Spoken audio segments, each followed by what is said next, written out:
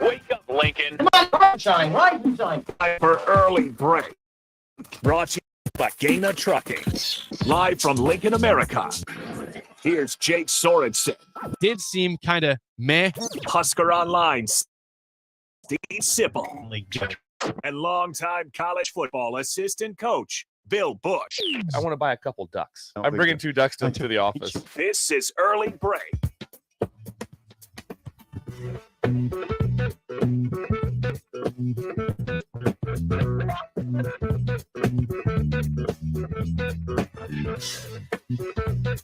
Good morning. Happy Thursday to you, Steve Sipple, Jake Sorensen, Early Break. Bill Busch out today, back tomorrow. Hour 1 sponsored by our friends at Gaina Trucking. Check out their current job openings at GainaTrucking.com. You can always watch or comment on Facebook, Twitch, YouTube, Twitter, or Allo, channel 951. You can call or text us at 402-464-5685. Good morning, Sip. How are you? Just fine. We're locked in. I have a lot of audio today. I was working overtime last night getting Marcus Satterfield cut up, Evan Cooper, Jeff Sims. We got audio for days from yesterday. Good job. Well, that'll help. We'll play that in a little bit here. That'll help carry the show. We will have Mike Shaffer here from 7 to 8. He'll be here. He'll help carry in the show. flesh. Yeah. Whenever there's a coordinator, and a quarterback, if it's an offensive coordinator and a quarterback available, it's pretty significant, right? It is. And that was the case yesterday. So that was good at Memorial Stadium on the second floor. And then, you mentioned Cooper, and then Blaze Gunnarsson was also there. I don't have audio from him. That's okay. Sorry, Blaze. No offense. Yeah, he didn't cut that up. Yeah, that's fine. And Blaze does a good job of understanding. I mean, I think he takes the tack of watch me go up here and say nothing. And talk to you guys. Fine. I know that's what I have no problem. No, with those guys are trying to master that. Jay Norvell used to pride himself on that. Do you remember Jay Norvell? I do. He's the head coach at Colorado State right now. Yeah. So there you go. We'll have all Bob that. Bianco mastered that also because we didn't know what he was saying. He would say things intentionally that made no sense. I think Jack was a good example, Jake. Due respect. You told me you would go back and try to listen to the audio from his press conference and still say, I don't know what he was talking about. Well, but that wasn't intentional. So these guys, other guys, intentionally. You don't think it's do that intentionally? No, He's like, watch me just babble and say no. 15 minutes. No, I don't think he was doing it intentionally at all. I think he was actually pretty open about his thoughts, and he was open about players. But he just talks. I told him I had that instance where I went back when I walked back, and I think it was Parker. I don't know if Parker was there yet. Maybe it was BC. And I said, I'm tasked to write this Diaco story, and I don't know what he said. Like I don't understand it. I'm going to write it anyway. Next morning, of course, I get a call from Keith Mann. Our friend Keith Mann. What you would friend of the show. He was here. Call him associate athletic director in charge of communications. Yes, I think. That's what you call Keith. And he called. He goes, "Hey, Diaco wanted you to know that that's not what he meant, but he said he's hard. He said he knows he's hard to understand, so don't worry about it." God, I racked my brain too. Remember what the story was. It doesn't matter because it was all wrong. Imagine living your life like that, though. I know people don't get what I'm talking about. They don't understand me, but I'm going to keep talking. It would be anyways. frustrating. I think it would be frustrating if people don't. By the way, I thought about this last night. This probably qualifies as idle chit chat. Okay, play it. Yeah, I do. Let's play idle chit chat right now. Why not? Sports takes are great, generally speaking, but the random conversations even better. I don't know that you want to talk about that on the radio. You just did. I mean, we're not just talking amongst ourselves. It's time for Idle Chit Chat on Early Break, sponsored by Newton's Lawn Care. What is idle chit chat? Bill's good. You can be good at it. I can be good at it. We can all be better at it. We know each other pretty well. We're pretty close. So if we say something stupid, if I say something stupid, call me out and be obnoxious about it. I've done that before. Yeah, you're pretty good at ways it's happened. You can turn it up a little bit though.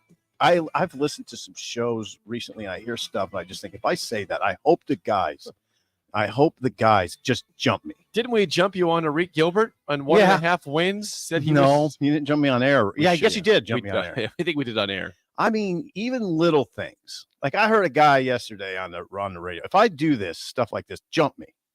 Yeah, well, it's a little cooler because the wind's coming from the north. Yeah, there you go. What a concept. There you go. The farther from the equator it gets, the colder it becomes. The north. Yeah. What a concept, Josh. What a concept. Don't. So hammer me. Be obnoxious about it. I don't care. It's fine. We're almost 9 years in now. Are we almost 9 years in? We're in our 8th year here. We're in our 8th year. Yeah, we are in our 8th year. Josh. It's a long time, Josh. That's remarkable. It's a long time. For a radio show. It is a long time. 8 years, and it's flown by. It's flown by. Yeah. This year. Think about this, that the Colorado game that, I was in the press box for was 4 years ago. That's amazing. And we remember that vividly. I mean, do you? As much as I possibly can. You remember it vividly. As much as I possibly can, I remember that day vividly. Yeah. Oh, yeah.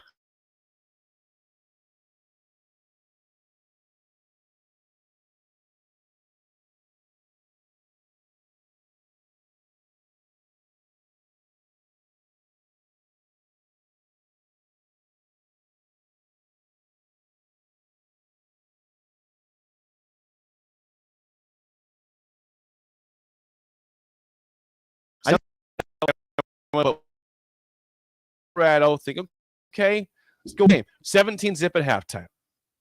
17-zip, and everyone's happy saying, yeah, it's the red out here in Boulder. Let's go. Let's finish this thing off. Let's beat these suckers. Mel Tucker was the head coach at Colorado. Nebraska fans in me, I had some big thoughts at halftime. As you should have. It was 17-zip. Defense was good. Offense was good. Like, this is going now. And then Steven Montez hits a 96-yard flea flicker for a touchdown where I think Cam Taylor-Britt got beat on. Am I right on that one? Yeah, I think so. I think Cam Taylor-Britt got beat. Was it Steven Montez? Steven Montez was the quarterback for the Buffs. Yep. Big dude, and he was at least a 2-year starter. Game goes to overtime. Nebraska has kicker problems because Barrett Pickering was out for the season at that point. Was not playing. We didn't end. I think he ended up playing way late in the season, possibly. Kicker problems for sure. Kicker problems, big time. And it went backwards in overtime. Yeah, missed the field goal. They had a snap go awry. They did. And that was your last time to Boulder. That was it. That was Adrian Martinez. He's hurling expletives. He was pissed in the post game. Yeah, hurling expletives in the post game. He was pissed. Well, it was a lost opportunity. We've seen a lot of those. We saw one of those Thursday, but that was, I mean, all bad memories from a trip like that, because it was an incredible scene. It's an incredible scene in Boulder. The older guys like me gonna go and relive those Big 8, Big 12 days. I love that. You see guys that covered the Big 8 and the Big 12, older gentlemen, the older media crew. Tom Chattel. Well, no, guys from Colorado, Jay. Oh, excuse me. Sorry. I'm jumping. I see Tom Chattel every damn day.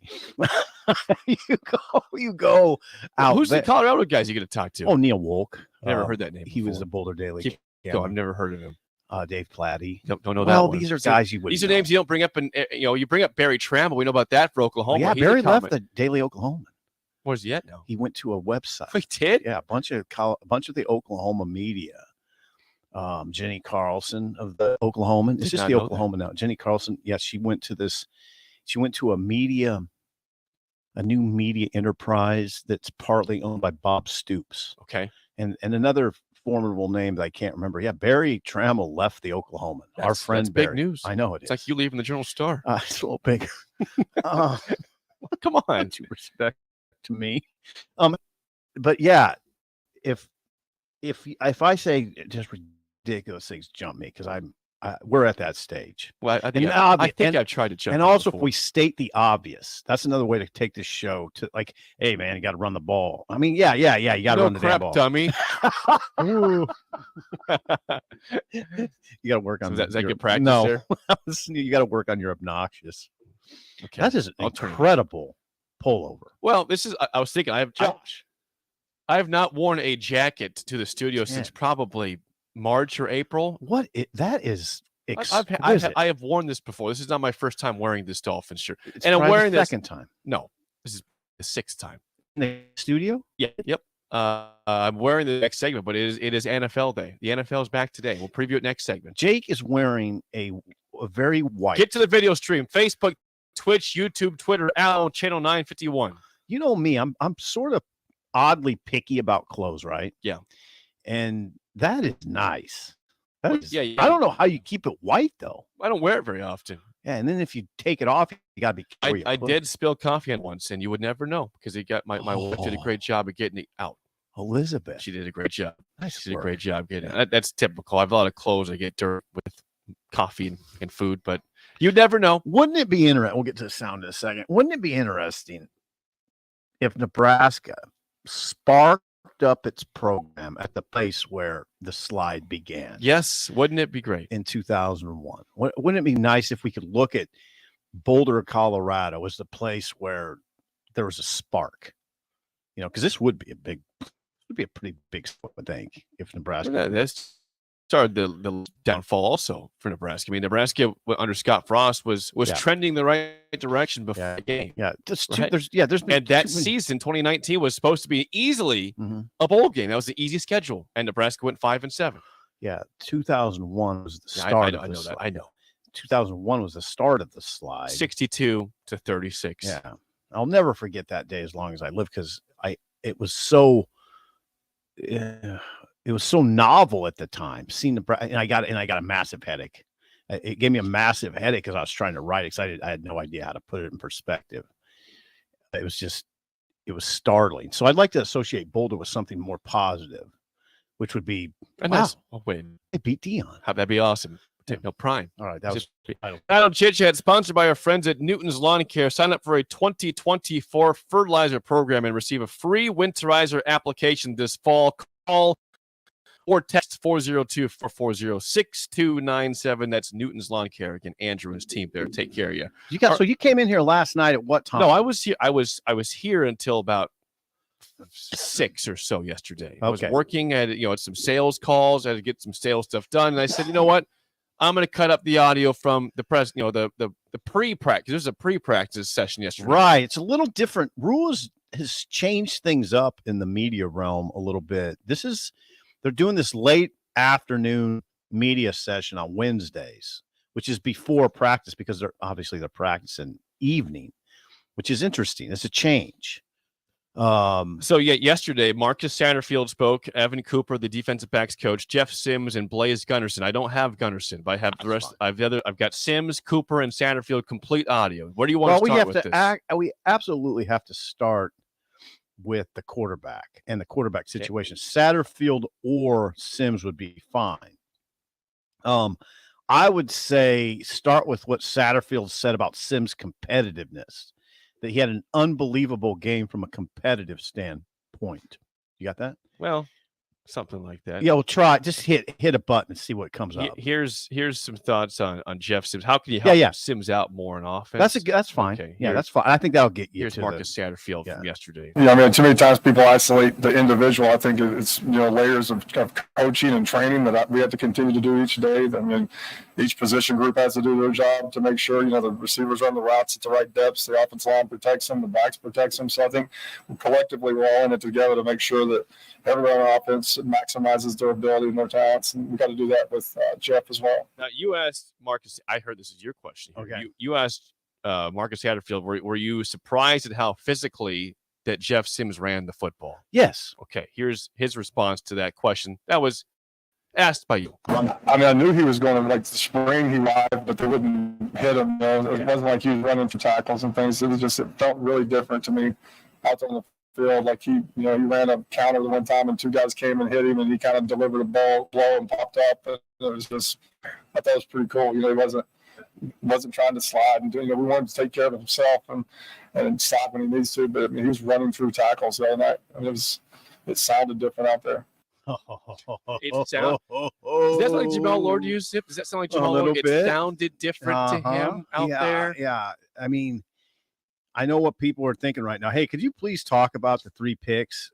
Because that's what matters. Yeah, I guess that matters. It does. But it's sort of an obvious, and he addressed it. Sims addressed it right after the game. But that running element of Sims is one reason why Nebraska fans might be patient with him. Because not only is he a very good runner, he's a very tough runner.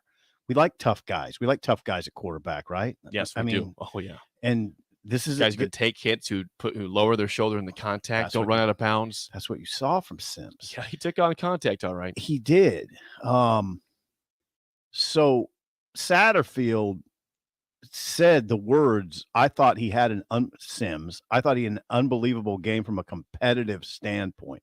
I thought he had an unbelievable game from a competitive standpoint, meaning he did go to work that day and played hard. He said, Satterfield, I knew Sims would be able to use his feet and we could use him in the quarterback run game, but I wasn't aware that he would run that physically. He was a physical runner the other night. That was good to see. That's something he can build on. What I asked him, what led to that response you just had was, why were you surprised? Well, I sometimes you ask questions, Jake, knowing why, but not everybody knows why. I'm not asking for myself at that point. I'm asking for the people. I love the way you said it. For the people. For the people. Marcus Satterfield, what were some teaching points for Jeff Sims this week? Well, hold on. What I was going to get to. Oh, sorry. What I was going to get to is I was asking for the people that don't understand quite that you don't hit in practice very often. Not very often. So those, especially the quarterback. Right. Yeah. Especially the quarterback. So that when he takes off and runs and runs a counter and runs through two defenders, some of the coaches haven't even seen that from him. You know, or at least not very often, maybe a couple times in the span of months.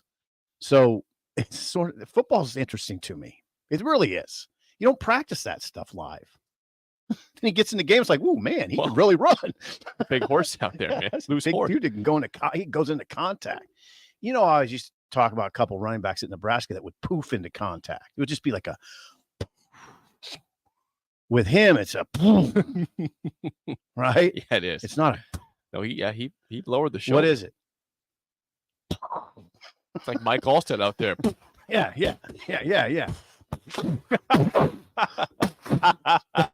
Sims. That's quarterback. I know. Look at him though. 6'4", 225. Man, when he walked, not a gazelle, Jake. He is a big dude. Gazelles can be tough. It's a tough gazelle. I don't think we're looking for gazelle. Gazelles can be tough. He's a tough gazelle. Marcus Satterfield. Hey. Why did you say gazelle? I like that word. I like that animal. Hey, Satterfield, what were some teaching points for Jeff Sims this week? Just trust his training. You know, trust his training. He was under control. I thought he had an unbelievable game from a competitive standpoint. I knew he would use his feet and we could use him in the quarterback game, but I wasn't aware he would run that physical. Like he was a physical runner the other night, and that was good to see. And I think that's something he can build on. And then obviously we are going to continue to, just taking care of the football and keeping the football out of harm's way. That would be the quote you were referring to. Yeah, he had his quarterback's back yesterday. He did. Now, here's the deal. He's got to clean up some stuff, obviously, in a pass game. Sims footwork's wasn't great. He threw off his back foot. Would you say he threw off his back? He definitely threw off his back foot on the final pick. Yes. Did he throw off his back foot on the pick in the end zone? I don't think so. Okay. I don't think he did. Okay. Definitely. It wasn't as notable as the last one. Right. He definitely threw off his back foot on that one. I don't know what he was doing. I mean, I saw that one and I was like, why would you do that? And how many times, Sip, have we seen that at Nebraska? Oh, too many. It's been a problem for years. Tommy Armstrong off his back foot all the time. Yeah, it's just a bad habit. Taylor Martinez off his back foot all the time. Adrian off his back foot. I mean, this has been a common. Yep. Tanner Lee didn't do that very much. He was an actual quarterback. Well, yeah, he was very. He didn't run. He had good he had good mechanics. Yeah. Now what I keep mentioning the stat, but it's the stat that unfortunately defines Jeff Sims right now, and that is over his career at Georgia Tech and now one game at Nebraska, 31 touchdowns and 26 picks. He's got to begin to change that. He's got to shift the narrative about himself, right? Mm-hmm. He's not going to shift the narrative if he goes out and throws 2 touchdown passes and 2 picks. No, he's not. I mean, it's if he keeps hauling picks, that's going to be he's going to be known as like a Jameis Winston. Although Jameis Winston's improved a little bit. Jameis Winston was not knowing like that in college. No, he wasn't a pick machine in college. Then he threw 30 picks for the Saints in one season. He did, and 30 touchdowns. So for the touchdowns, 30 and 30. 30 picks in the NFL in today's day and age is almost impossible to do for these quarterbacks. Nobody does that. Anyway, he has to start shifting the narrative. And now you could get to what now this setup. I'm sure Nebraska fans cringed a little bit when Satterfield talked about the keys against the Buffs defense. Do you have that one? I do. Here's Marcus Satterfield. The keys to attacking Colorado's scheme defensively. I think it's like with anyone. I mean, you got to run the football. Like I thought TCU, they did a really nice job. They ran the football. You think of them as a throwing team, but they really ran it well.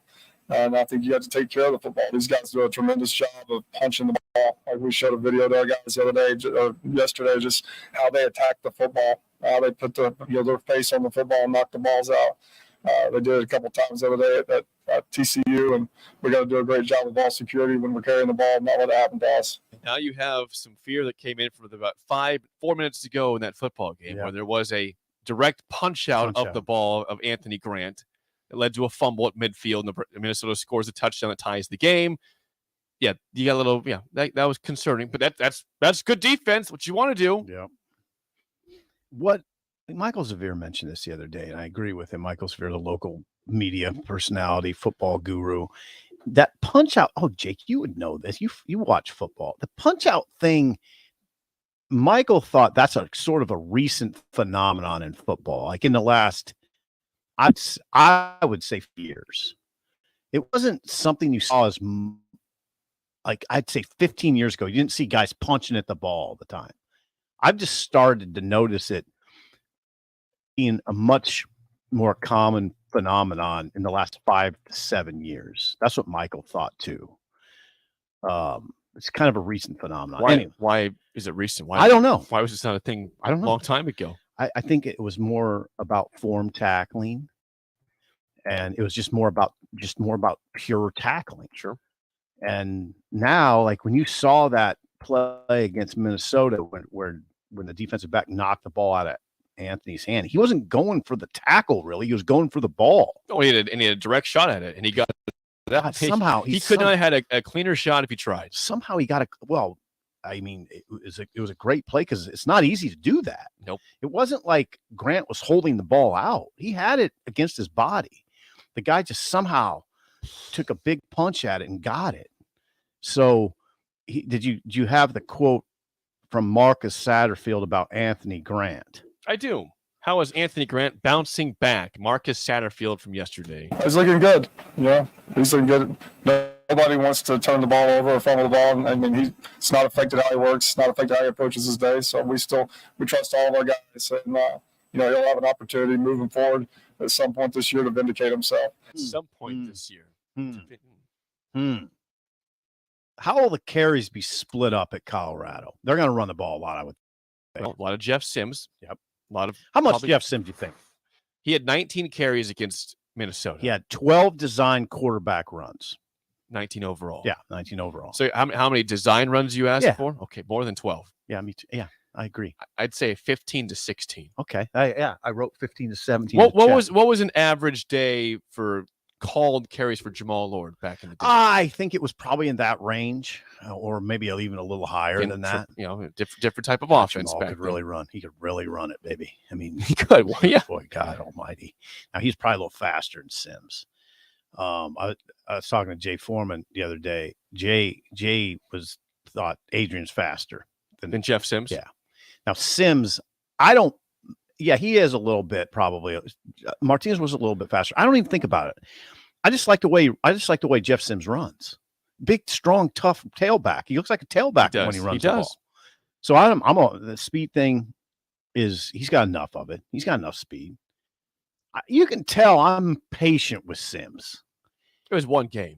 Right. You can't judge him by one game and say that's what he is. Now some guys had pick problems at Georgia Tech. This is not a new phenomenon. Right. You would hope that they could cut that back Right. and figure it out. But after week 1, there's 3 picks to show. I would take issue with you saying it's one game. It's not, because it's not. At Nebraska, it's 1. It's well, yeah.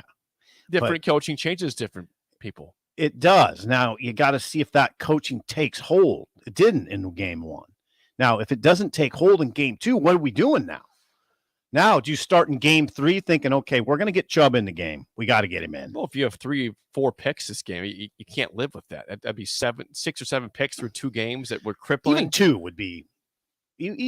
would be probably cause for, you got to look at this pretty closely. Isn't that the threshold? It depends on if you win the football game. Yeah. And what the picks look like. If you have 2 and Nebraska wins, I think, okay, whatever. 2 Nebraska wins and 1 bounces off a receiver's hands he should have caught. That's unfortunate. It's a bad break. Yeah, you got to evaluate it for what it is. But what you want to do if you're Sims is shift the narrative. This is the thing I wonder about. Okay, on one hand, you have Satterfield talking about how he loves Sims running the ball, right?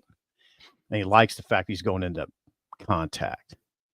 And then on the other hand, you have Sims saying, he said there were times he could have slid to the ground before contact or ran out of bounds. You want that one? Yes. Jeff Sims. I mean, I think there was times where I could have slid or got out of bounds. So I think that's something that I definitely need to take into account when I'm running the ball, because I know I don't need to be trying to run into people, run over people. So I think that's just that I got to think about while I'm on the field. Yeah, that's not exactly what Satterfield said. But that, yeah, I don't know. I guess I'm not going to make a mountain out of a molehill here. Their messages were a little different, Satterfield and Sims, but that's fine. I think when it comes down to it, and Sims is trying to win a game, he's just going to do what he has to do. And if that means running into some defenders, he's going to do it to get those yards. He just seems like that type of guy to me. But remember what he said, Jake, in Indy, for instance. He wants to be a pass first. He wants to be known as a pass first guy. Okay? He wants to be known as a pass first guy, Jake. I don't think that fans of Nebraska that watched week 1 would think that's going to be the case for Jeff Sims. Again, he can change the narrative, now, though. but you can't change your receiving core, can you? God, that's a good point. No. You can change the narrative. No, you can't. If you have to get the right guys to throw to, but if you don't, there's only so much you can do. There's something. Do guys have any separation at all? Are guys getting open for you in time? Right. So you don't get sacked or have to go scramble and get 10 yards to save your own life. God bless you for mentioning that, because we have to keep that in mind going forward with Sims. He doesn't have Jimmy Horn, Xavier Weaver, and Travis Hunter to throw to. Those are guys from Colorado who just came there this past year. He doesn't have Xavier Weaver, Jimmy Horn, Travis Hunter, and Dylan Edwards. Doesn't have it. He doesn't have that. He doesn't. I watched games all weekend. I watched receivers. I saw. Come on. Toledo. They got some guys that would play for Nebraska right now. Toledo. The whole MAC does. You'll see guys in that first home game against Northern Illinois that have probably players that can play at Nebraska. Yeah, it's hard reality, but it's true. And we have to keep that in mind as we evaluate Jeff Sims. We have to keep it in mind. We have a comment from Facebook. Terrell Farley has chimed in. T. Farley. Our man. T. Farley. Yeah. Put this on. He's up. He's up early. T. Farley Wonder says, what's for breakfast. Yeah, what's for breakfast, Farley? He says, Nebraska will never win if the quarterback runs more than the running backs consistently. He says Nebraska will never win if the quarterback runs more than the running backs consistently. You might win a game, though, and you need this one, Teefy. You might win a game, and you might have to do it. Coach Busch weighs in. Oh, William? Why do I call him Coach Williams Busch? with us? Oh, listen to this. We're getting heat from a legend, Farley, and a coach, Busch. I can show you over 44. Yeah, you want to read it? Do the honors. This is Bill Busch on the group chat. Says, I can show you over 44,444 completions from a quarterback throwing off his back foot. I still don't. Well, I'd say, Bill, is that still the preferred way to throw the ball, though? No, it didn't look like it on the last pick. And I seldom would you hear a coach say, "Yeah, go ahead and throw on the back foot whenever you want to." Now some guys are ultra talented, and probably it's fine, but it's not. No, it's not perfect. It's not perfect. All right, what else you got? Jeff Hold on. Sims still had more to say. Yeah. I'm always curious when you have a game like that, your first time at Nebraska, your first time on the national stage, you blow a game late. You had 3 picks that were crippling. He was asked, what was your final assessment of your performance? What does a quarterback say? Here's Jeff Sims yesterday. I would say the biggest thing that frustrated me was that I didn't come through when my team needed me. Obviously I had the 2 interceptions in the first half, but you got to look past that stuff and you got to come through when the team needs you, and that's something I didn't do. So that kind of stuck with me. Yeah, I'll stick with him until he can hopefully vindicate himself. And that's what if he orchestrates a win over Colorado, no matter how he does it, there'll be vindication. Pretty much no matter how, unless he gets benched and someone else comes in and completes the deal, right? But no, this is the beauty of this game. God, it's interesting though, Jake. Think about the start of this season, how intense these 2 games are. You start with a Big Ten opponent in a Big Ten opponent in a packed stadium. Now it's a gut punch loss, but even Satterfield said he was surprised how loud it was. He wasn't expected that. He didn't expect that sort of atmosphere. And then now you head into what will be, I think, the most watched game of the weekend. And this weekend has Alabama, Texas. Yeah. I don't know. I could be wrong, but I think it will be. Yeah. Well, think about last week. Colorado, TCU had huge numbers. Right. Huge numbers. Yeah, these will be mega numbers. And this is now the first home game. It's an old rivalry. Yeah. In Nebraska Both teams is a big draw too. I mean, Matt Rule is a big draw. Right. Yeah, Matt Rule is a first-year head coach in Nebraska versus Prime. Anytime Prime's involved, you're going to have big viewers, though, nowadays. Yeah. And they're telling media, like we're parking 2 miles away. They're telling media, be ready. It's going to be cramped. It's going to be cramped in the press box. This is going to feel enormous when you get there. It's going to feel enormous. And listen, for the players, they got to not worry about that stuff. I mean, that can't be their concern at all the hoopla. But because there's going to be quite a bit of hoopla. But if you win the game, if Nebraska wins the game, there's going to be quite a bit of hoopla. Yeah, and there should be. Yeah. After the rough stretch against ranked teams, after the rough stretch of Nebraska football for years now. But let's be real here. Colorado is going to make Jeff Sims beat them. That's how they're going to do it. All right? Now, if you're a Nebraska fan or you're a prognosticator, do you trust Jeff Sims to beat him? As of right now, I can't say yes. As of right now, I can't pick Nebraska. I can't either. Because of that. But that's why because of that. If I boil it down, it comes down to that. Colorado's going to make Jeff Sims beat him. I don't know if Sims is capable. If it comes down to that, if that's what Colorado is, if they're successful in doing that, making Sims beat him, I just can't pick them. Close game, can't pick them. That's it. I stand with you there. But again, we hope to be proven wrong that Jeff Sims would break out and be able to close out a football game, that the defense plays well. They run the football. Gabe Irvin. I want to see Sims. I want to see a Sims story, a good one. I want to see a comeback story early. Yeah. An early redemption story in the season. You know me well enough. We've done this show for 8 years. I like big guys that can run a ball. That's Sims. But he's got to pass it too. He got to pass it. But he's in a tough situation because of what you alluded to. He doesn't have. You can't change the receiver depth during the season. No, it's not his. That's not. I mean, there's probably a frustration there. He would never allude to it, but I don't know. Bottom line, you got to load up that run game, and he's got to run it. He's got to run it. T. Farley. Yeah, that's for you, Farley. When we come back, NFL is back tonight. We'll look at it next. Early break in the ticket. You're listening to Early Break with Steve Sipple, Jake Sorensen, and Bill Busch on 93.7 The Ticket and theticketfm.com. It's not often a man wakes up and says, I feel the best I have in years. We hear this all the time at Limitless Mail, and it can happen to you when you go to Limitless Mail and get a blood test to see what your body's missing. That's how simple it is. Schedule a free consult with Limitless Male. Discuss your symptoms. Do the blood test. If your lab results say you're low in testosterone, we can fix that.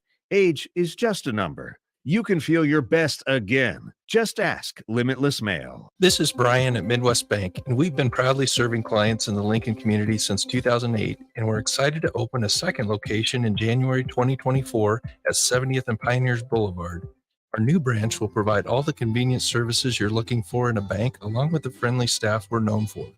Whether you're starting a business or expanding your business, our team is here for you, your community, your bank, Midwest Bank. Find out more at midwestbank.com, member FDIC. IT projects piling up again? Managing IT can definitely be frustrating. Whether you have an in-house IT department or you manage it yourself, let Hamilton be your experts. At Hamilton, we take the frustration out of your business tech issues with managed IT solutions. We specialize in co-managed and fully managed IT. Does your business need better managed IT? Hire your local experts. Hire Hamilton at hamiltonisbusiness.com. All right, Rico, let's do the final checklist before we head out. We have a lot of people coming to the tailgate today. I'm ready. Burgers? Check. Chips? Check. Icy cold beer? Check. Except this one. I'm forgetting something. Wait a second. Where's the Führer's cheese spread? I can't stop eating it. Rico, relax. I always pack extra. It's the biggest hit of the tailgate. For the best appetizer, party dip, and tailgate snack, load up on Führer's cheese spread today. Found in most local grocery stores. Tailored Lights is your go-to local manufacturer and installer of the best landscape lighting. Tailored Lights is excited to highlight the architecture of your home or business and provide a warm environment that feels safe. And for those outside the Lincoln area, they do ship across the country and are happy to work with anyone near or far with lights anywhere from 18 inches to 110 inches. Enhance your curb appeal with an exquisite Tailored Light today. Call 402-432-2572 or go to tailoredlights.com. Warning, this ad will use the F word often, so listen at your own risk. Family fun, fun with friends, freedom from fuel, free Yeti cooler, free driveway delivery. Hey, this is Carl from Nebraska Golf Carts and Priced Right Auto, and we have the all-electric Bentelli Fun Carts, and they are a blast. Plenty of fun colors, and these street-legal carts come in both 4 and 6 passenger. Tell us you heard us on the ticket and get a free Yeti cooler with your purchase. Hurry, supply is limited. Check them out at 1235 West O in Lincoln or NebraskaGolfCarts.com. Rashawn Jackson here for Bauer Infrastructure, a veteran-owned local company proudly serving Lincoln, Lancaster County, and the surrounding areas. Bauer provides quality work at an affordable price, and they're growing rapidly. If you want to experience a career with a fast-paced, family-friendly environment, visit BauerInfrastructure.com. They have top-of-the-line benefits, year-round work, even through the winter. Bauer, usher in the new era of infrastructure to an area near you. And as always, go Big Red. Are you working in or looking to get into the electrical construction industry? The Electrical Workers of Local Union 265 now hiring licensed journeymen and apprentices and offering great pay and benefits. Call Mike at 402-875-1034 to apply. Start your electrical career today. Gray Diesel and Equipment Services is hiring and seeking motivated applicants. Gray offers a benefit package that includes health, dental, vision, 401k, paid vacation, and paid holidays. They offer great pay and tuition reimbursement or a tool program for qualified candidates. It's a fun, friendly team with lots of variety and work assignments. So there's something for everybody. View and openings today at Gray USR. Visit them in person just off I-80 and North 56th Street. Come be a part of the Gray difference. We're on the air. Back Well, party's starting early today, isn't it? to more of Early Break with Sip and Jake. Simple, you are an idiot. Brought to you by Gaina Trucking. On 93.7 The Ticket and theticketfm.com.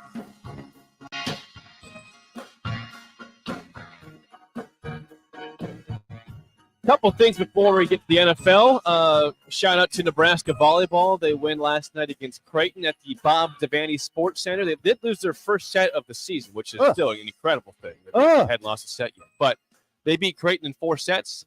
Sip the first set, they won 25-9. Yeah, 25-9. 25-9, 25-13, 23-25, 25-20. That's you mentioned 16th ranked Creighton. 16th ranked Creighton. Now 4th ranked Nebraska. Yeah, and they were now Creighton was without Big East Player of the Year Nora Sis out with an ab strain. Hurts. Yeah. But Nebraska took care of business. Won 4 sets. It's and set a new attendance record at Bob Devaney Sports Center. So they have the incredible attendance at the Memorial Stadium last week, and then they come back and they set a record for just shy of 9,000 at the Bob Devaney Sports Center last night. 8,656. Pretty good.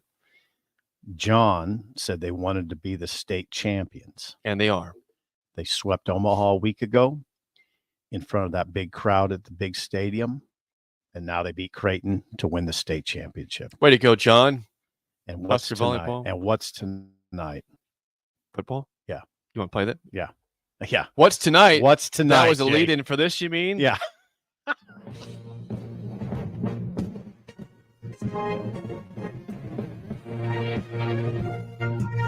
Yeah, keep that going. That is the wonderful NFL on NBC song. We got on Thursday Night Football the Kansas City Chiefs hosting the Detroit Lions, who, by the way, both teams are favored to win their known distance in Vegas. Yes. Can you imagine? It's right. It's a strange year when the Detroit Lions are seen as a favorite to win their division. 9-8 last year. The typical laughing stock of the NFL, no longer seen as a laughing Josh stock. doesn't like this conversation. They're typically, well, he's a Bears fan. He's a That's Bears why. fan. I mean, the Bears are not the laughing stock right now, Josh. They're off that, got that beat. He's looking at us with a furrowed brow. Well, I'm talking about a rival of his. I mean, but come on, are the Lions really a rival? They're always in the cellar. The Lions were 9-8 last year, almost made the playoffs. Yeah, it's unfortunate. They had a rough loss in their second to last week of the season, I think, to the Panthers that knocked them out, and then they beat the Packers. They had nothing. So the Packers, if they won the game, they go to the playoffs. Mm-hmm. The Lions were already out, even though they could have had the same record as the Packers. But the Lions win that game at Lambeau, knock the Packers out of the playoffs, and then that's how you build momentum for this upcoming season. And there they are. Big game tonight. They got Jared Goff. They got Amon-Ra St. Brown, the excellent receiver. They got Jahmyr Gibbs, a first-round pick who thinks he could have a great year receiving and rushing the football. Gibbs, former Georgia Tech player. And went to Bama. Played with Jeff Sims. That's crazy. Yeah, he did play with Jeff Sims. Sims. Played with Jeff Sims at Georgia Tech.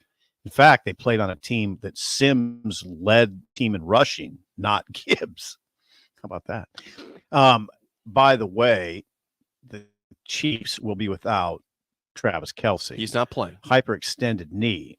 And that looks like an injury that could affect Kelce all season. If I don't know, is he going to come back? He'll surely come back at some point, but I wonder if he'll ever be 100%. Do the Chiefs have enough firepower? That's the question. The Chiefs to win an incredible division, right? It's a good question because you would guess the Broncos will have a revival to some extent under Sean Payton. Russell Wilson can't be that now. He's got to be. I wouldn't think so. That's got to be a Hackett thing, right? Nathaniel Hackett. Maybe. Yeah, the Raiders, I'm not sold on. Jimmy Garoppolo is their quarterback. I'm Not sold on them. either. Their weapons are not very good out there. Devontae Adams is very good, don't get me wrong. But after that, Jacoby Myers doesn't scare anybody. Josh Jacobs is a good running back. Their defense is subpar, though. Very subpar defense. Keep going. And then the Chargers. Yeah, the Chargers are a very talented team that always finds incredible ways to lose football games. They do. They're like Nebraska. More talented than Nebraska. They find amazing ways to lose football games. That's not a good trade. Now they have a great quarterback in Justin Herbert, who again is a huge arm, big talent, big dude. By the way, the Dolphins play at the Chargers Week 1 this Sunday, 3:15 p.m. CBS. If you want to watch that, okay. Oh, yeah, thank you. But okay, for the Chiefs, though, you have Patrick Mahomes. As long as Mahomes is healthy and playing, they will always have a chance to win every single football game. Hate that. With or without Travis Kelce. If I was a Chief, what you just say would make me cringe. Why? Because it just sounds like it's all about you're putting it all on Holmes. You don't have to. You don't really need great receivers or running backs. You got to. Well, wrong. Well, here, okay. Look, yeah, you can win. You can win some games, but you're not going to win championships that way. Look at what the Packers tried to do, and the Packers messed up. The Packers tried to do the same thing about they had Devontae Adams, who was a second-round pick, not first. They didn't build for Rodgers. Every year they were, Rodgers says, "Get me some receivers, either in free agency or in the draft," and they just never did it. They never did it. Chiefs should learn from that. Now the Chiefs do have 2 titles with Mahomes and another loss to the Bucks. Right. I'm not talking about the past. I'm talking about the future. Not the past, future. They had the guy that's now at Miami, Hill. Tyreek Hill. Yeah, you had him. You don't have him now. You don't have him. Their receiving core is what Sky Moore and Kadarius Toney. That's what I mean. They don't have dudes. Now you're taking Kelsey out of it. Okay. You have the Rutgers running back. It's not like Pacheco. Yeah, it's not like you have a big time running back. There's a 7th round pick. This is what I'm getting to, not the past, the future. And I shouldn't have said the division. I'm talking about the AFC. You got to win the AFC. The AFC is loaded. The AFC is absolutely jacked this year. Yeah, it's ridiculous. The power is on that side, not the NFC. Clearly, I mean, so that's what I'm talking about. If I were a Chiefs fan, I'd feel skittish. Not about the regular season; they'll be fine. But when you get into the playoffs, do they have the firepower? What? I don't think they do. 16 teams in both conferences. I would say this: the NFC is bad. I mean, the NFC probably has legitimately 2 or 3 teams that believe they can get to the Super Bowl. Philly and San Francisco. That's 2 for sure. Maybe one more. Dallas. Maybe Dallas. Yeah. Like NFC North, there's nobody. The Lions can't make the Super Bowl. Maybe they will. That'd be an awesome story. The NFC South. The South is horrible. Mm-hmm. The NFC South is atrocious this year. Mm-hmm. And the West, the Seahawks are okay, but they're not the Niners level, or the Cardinals are horrible. The Rams are terrible. The NFC's bad. The AFC has probably 7 to 8 teams that think they have a real chance at going to the Super Bowl. And I wouldn't laugh at them. No, I wouldn't either. And that's what I'm talking about with the Chiefs. I know they're defending champion, but they're not the team they have been. And that whole conversation, I hate it when I hear that. Well, they got Mahomes. Okay. Packers had Rodgers. Didn't matter. Got to build around. You got to have guys around him. I have one hot take for the season before I get to break and get to Rick Heyman. I have one hot take in how loaded the AFC is. Yeah. I think there's a real chance that the Buffalo Bills miss the playoffs. Wow. Now I'm a Dolphins fan, but I'm looking at and if you talk to Jay Foreman, former Buffalo Bills player, Buffalo Bills fan, would tell you he's very concerned about the Bills right now because they have issues on the line. They lost guys to free agency and some injuries also. Which side of the ball? Both sides of the ball. Now Stephon Diggs, is back. He's not happy with the contract right now. He's not exactly thrilled there. No. Beyond him, Gabe Davis is fine, but they don't have a running back that's really that good about. Their defense, kind of faded a little bit last year.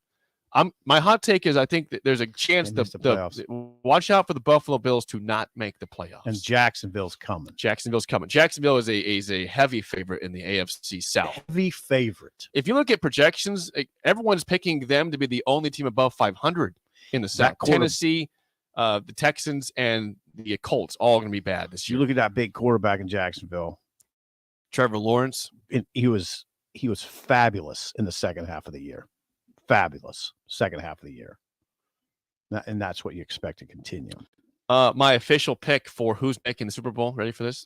Wait a second. Do we need to play some music or something here? No. You're just going to do this right now without any lead-up music? There you go.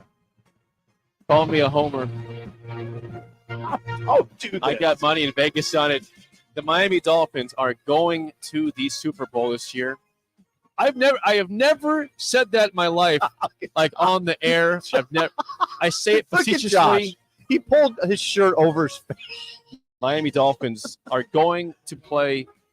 Who are they playing? They will play the San Francisco 49ers. Have you thought this out, or did you just no? Niners, Dolphins. Niners, Dolphins. That would be really Mike McDaniel versus former team he came from. There would be a very much a nostalgic feel. Absolutely. That would be great for the NFL. It would be. Thank you. Thank you. I agree. It would be. Dolphins, Niners, Super Bowl. That would elicit tears of joy for me as a traditionalist. What would I be doing here? You'd be insufferable. I'd be dying at it. First of all, me and Bill would have to carry the show completely. You'd have to teach Josh to run that part because you'd be out of it. I wouldn't even know how to exist. Dolphins, Niners, Super Bowl this year. Laugh me all you want, Texas. I am dead serious. Are you? I am dead serious. There's Dolphins, your prediction. Niners, and I don't know who's going to win. That's your matchup, though. Oh, I'll bring it on. Bring it on. As a traditionalist, I love it. Does anybody think I'm crazy? That's not the most outlandish thing. Hey, by the way, happy birthday to Dave Sanderson, our listener. Dave Sanderson, listener, birthday today. Dave Sanderson? Yeah. How old is he? I think he's in his 50s at some point. Upper 50s, maybe? Happy birthday. Oh, he might be in his 60s. Upper 50s, low 60s, one of the two. Happy Dave, birthday. how old are you, Sanderson? Let us know. And Sanderson? Yes.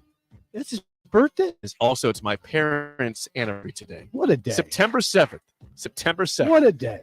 When we come back, the day continues with Rick Heyman's Song Day on Early Break. You're listening to Early Break with Steve Sipple, Jake Sorensen, and Bill Busch on 93.7 The Ticket and the ticketfm.com. Hiring of Class A and B drivers. Gaina Trucking guarantees a 40-hour work week year-round, and their strong team culture makes it not a job, but a career. Gaina Trucking offers health, vision, and dental insurance, 401k with company match, an employee assistance program, and other bonus programs. Build a better career today with great team culture at Gaina Trucking. Learn more and apply today at GainaTrucking.com. All right, Rico, let's do the final checklist before we head out. We have a lot of people coming to the tailgate today. I'm ready. Burgers? Check. Chips? Check. Icy cold beer? Check. Except this one. I'm forgetting something. Wait a second. Where's the Führer's cheese spread?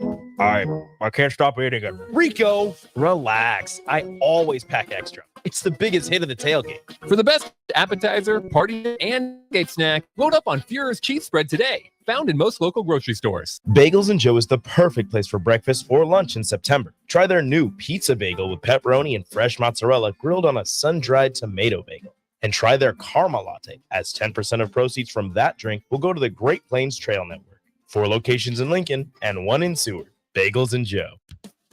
Ever wish you had another light switch on the other side of the room on a dark night? How much better would you sleep at night if you had a ceiling fan in your room?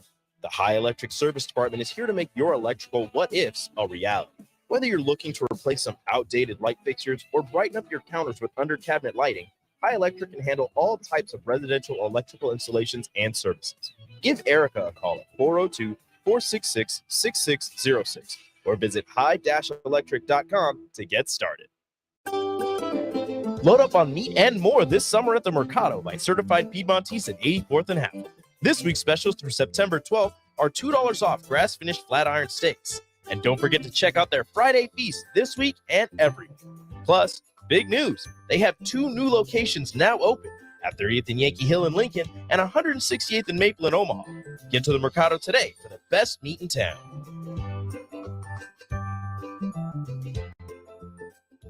This is Brian at Midwest Bank, and we've been proudly serving clients in the Lincoln community since 2008, and we're excited to open a second location in January 2024 at 70th and Pioneers Boulevard. Our new branch will provide all the convenient services you're looking for in a bank, along with the friendly staff we're known for. Whether you're starting a business or expanding your business, our team is here for you, your community, your bank, Midwest Bank. Find out more at midwestbank.com, member FDIC. There's a buzz in the air at Kansas as drivers fight to move on to the next round of the playoffs. NASCAR Playoffs Weekend at Kansas Speedway, September 8th through the 10th. Get your tickets today at kansasspeedway.com. General contractors, business owners, property owners. The success of your business requires doing business with the right people. And the right people, when it comes to drywall, acoustical ceilings, and specialty products, are at Premier Drywall. Kevin and his crew will give your project the response and attention it deserves. You'll get all of the detail and quality that you would expect from someone who's been in the business for 30 years. For your new builds, build-outs, or renovations, reach out to Kevin at premierw.com. Premier. Arnold's Tavern in Havelock is the place to be this summer and the best place in town for shuffleboard. Come on Wednesdays and learn from some of the best players in town, the Shuffleboard Corner. Come on Sunday, open house league all day starting at 11 a.m. and enjoy $3 tall boys and $3 wells. Shake off the start to the work week with karaoke on Monday nights. And don't forget, happy hour is every day from 3 to 6 p.m. and you are always welcome to bring in your own food. Arnold's Tavern, in the heart of Havelock. Get rid of pesky critters once and for all with Bats to Rats. Their expert team is here to help you reclaim your home. No more sleepless nights caused by crawling critters or flapping wings. Bats to Rats ensures a safe environment for every family member. Check the website at batstoRats.com for amazing offers. And if you mention this ad, you'll receive $10 off your initial inspection cost. Don't allow uninvited guests to take over your home. Trust Bats to Rats for a peaceful and rodent-free living. Move over, Jake. I'm moving. Jeez. Thursdays are reserved for a man with a wider range of music knowledge than Jake could ever dream of. This is the golden era. You would hear this on any radio station. You know, it wasn't like it is now. You know, you got country, you got R&B, you got pop, you got rap, you got rock. They didn't have that then. You heard everything. A man who knows a good song when he hears it, just as much as a good diamond when he sees it. You get a diamond. Yes, I do get a diamond. I get a diamond, and that makes me. It's time for Rick Heyman Song of the Day, sponsored by Sartor Heyman Jewelers on Early Break on 93.7.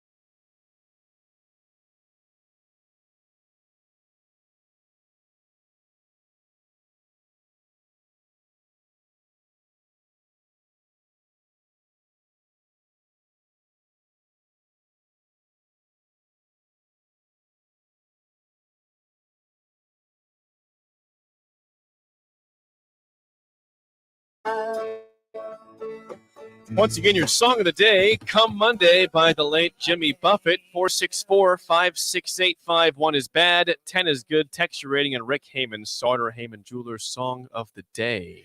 My God. It's a gorgeous sound, wasn't it? My God. You were singing Rick. that. You sang almost the whole song. Yeah, that.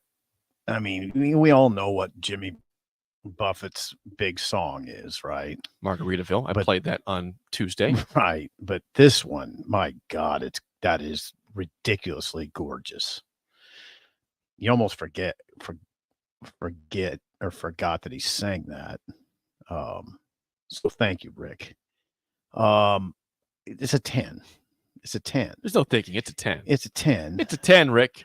And it would be, even if there wasn't a death, it would be in the high nines. That's an iconic song. I don't know the song very well, but See, it's your dad does. But it's a wonderful sound. Your dad and your mom do, because we grew up with that song, and it's always lodged. That's the type of song that's like lodged in your brain all the time. Like, yeah, I can hear the song sometimes. I got my hush puppies on.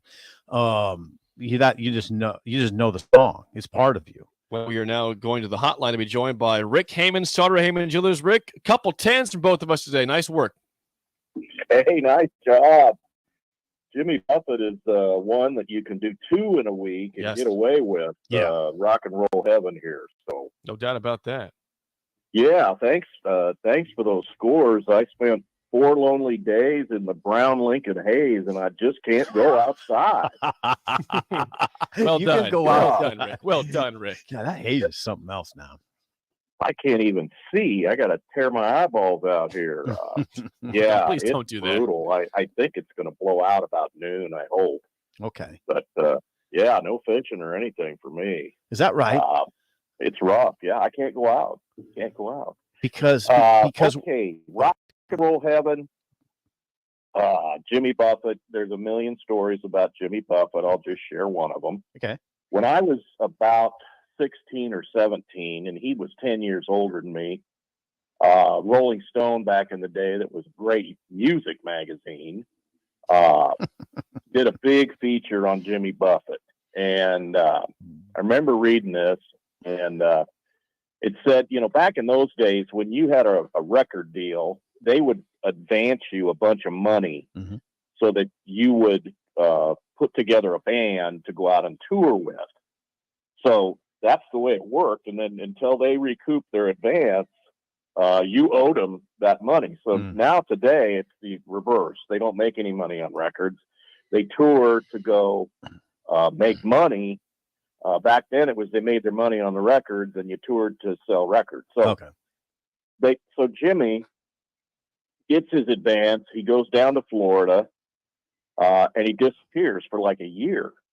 And they couldn't find him anywhere. Well, it turned out he took his advance and bought a big ass sailboat and took off down into the Caribbean and just vanished. And they couldn't find him. So, the rest is history.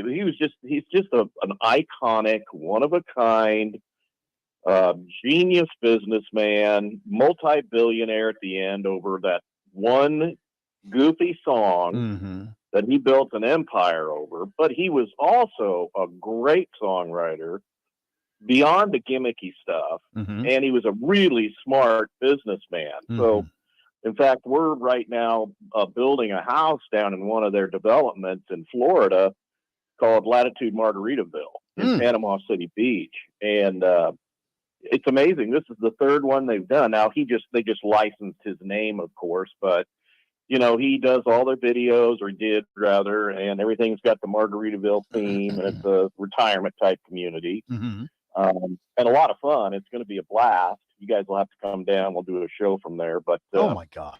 We'll do that. Oh Rick. my God. We'll be there. You let us know. We'll be there. Oh my God. Some boating. Yeah, it'll be fantastic. So I got a little connection there. Not much. I never met the man. I don't know him, but or didn't know him. But I always respected the guy because he was just really smart about business. Right. And took a goofy little song and turned it into a multi-billion-dollar empire. And it's sad we lost him. It was sudden. They were going to go out on tour.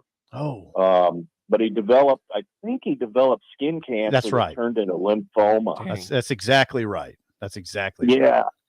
That's terrible. Really sad. So with that in mind, it's the two-legged stool today. It is. We're missing one. How many times was Jimmy Buffett married? Oh God. I'll say 4. You get a CV. He was only married twice. Four's a lot. Only twice. 4 is a lot. 4 seems like a lot. 4 is a lot. Yeah. Well, when you're 76 years old and you're a rock star, it could easily have been 4. Yeah. So 2's, John Daly good. style, Yeah. 2's pretty good. Yeah. Under or over, in other words, more or less than 31 total albums. Oh, more for sure. You get another CV, it's 30 on the number. Rare no Liberace today for you. No. I need a sapphire. He's pretend sparkling with those CZs. And the big question, of course, is he or is he not in the Rock and Roll Hall of Fame? Yeah, you gave me a gimme there. Yeah, he is. Thank you. 3 CZs, no. How is that possible? How is that possible?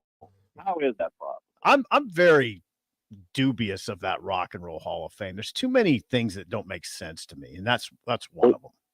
There's a lot of weird bands that you probably never heard of that aren't even rock and roll, and then you don't have somebody like Boston or Jimmy Buffett. How is Boston? I don't get Boston. Oh, yeah. Jimmy's not a rocker. You don't get it because it's ridiculous. Yeah, Boston's got to be in the Rock and Roll Hall of Fame. Right. That's a Paul crime. Klempa is furious about that. He is. Oscar Bowling coach. God Furious. bless him. God bless Furious. him. Yes.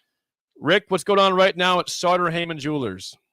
Hey, this weekend starts our biggest event of the year at Grand Island. Today, the Wedding Expo. Whoa. Everything wedding related is on sale at least 20% off. Now, you're going to need an appointment. Oh, boy. So go to our website, starterheyman.com. You can text in They set up an appointment for you. You come in, you check everything out, and you're going to save a lot of money on beautiful stuff. It's next weekend at South Point in Lincoln. So this weekend in Grand Island, next weekend at South Point in Lincoln, Thursday, Friday, Saturday. Don't miss this. If you're thinking about getting married or getting engaged or getting some wedding bands, you're going to save a ton of money. We got a big announcement coming about a new outlet store in downtown Lincoln. We're working on that as we speak. We'll be your neighbors downtown. I can't wait to see you guys down there. Wow. And check us out on Facebook at Sartor Heyman and Instagram. We have great photos and things on there. And I'll post more things about Jimmy Buffett on my personal Facebook at Rick Heyman. Rick, always good stuff. Thanks for the time. We will chat with you again next week. Bye-bye. That's Rick Heyman. Sartor Heyman Jewelers Song of the Day, Come Monday by Jimmy Buffett, the late Jimmy Buffett. That was R.I.P. beautiful. Age 76 to Jimmy. That was beautiful. He could have played Gary Wright today. Could have. The Yeah. song you like. What's the song you Oh, played? don't do that to me. Love is Alive. You played it for me. I said that's a very different sound than Dreamweaver. It is, It's like but it's a very good two sound. different spectrums for Gary. Pretty much, yeah. But you would agree. was Love good. is It's Alive. good. Love is Alive is an incredible song. Good I guitar bet- riff off the bat. Yeah, good start to the song. I bet you Rick Heyman would agree wholeheartedly. Mike Shaffer in studio for the next hour. I'll leave him the ticket.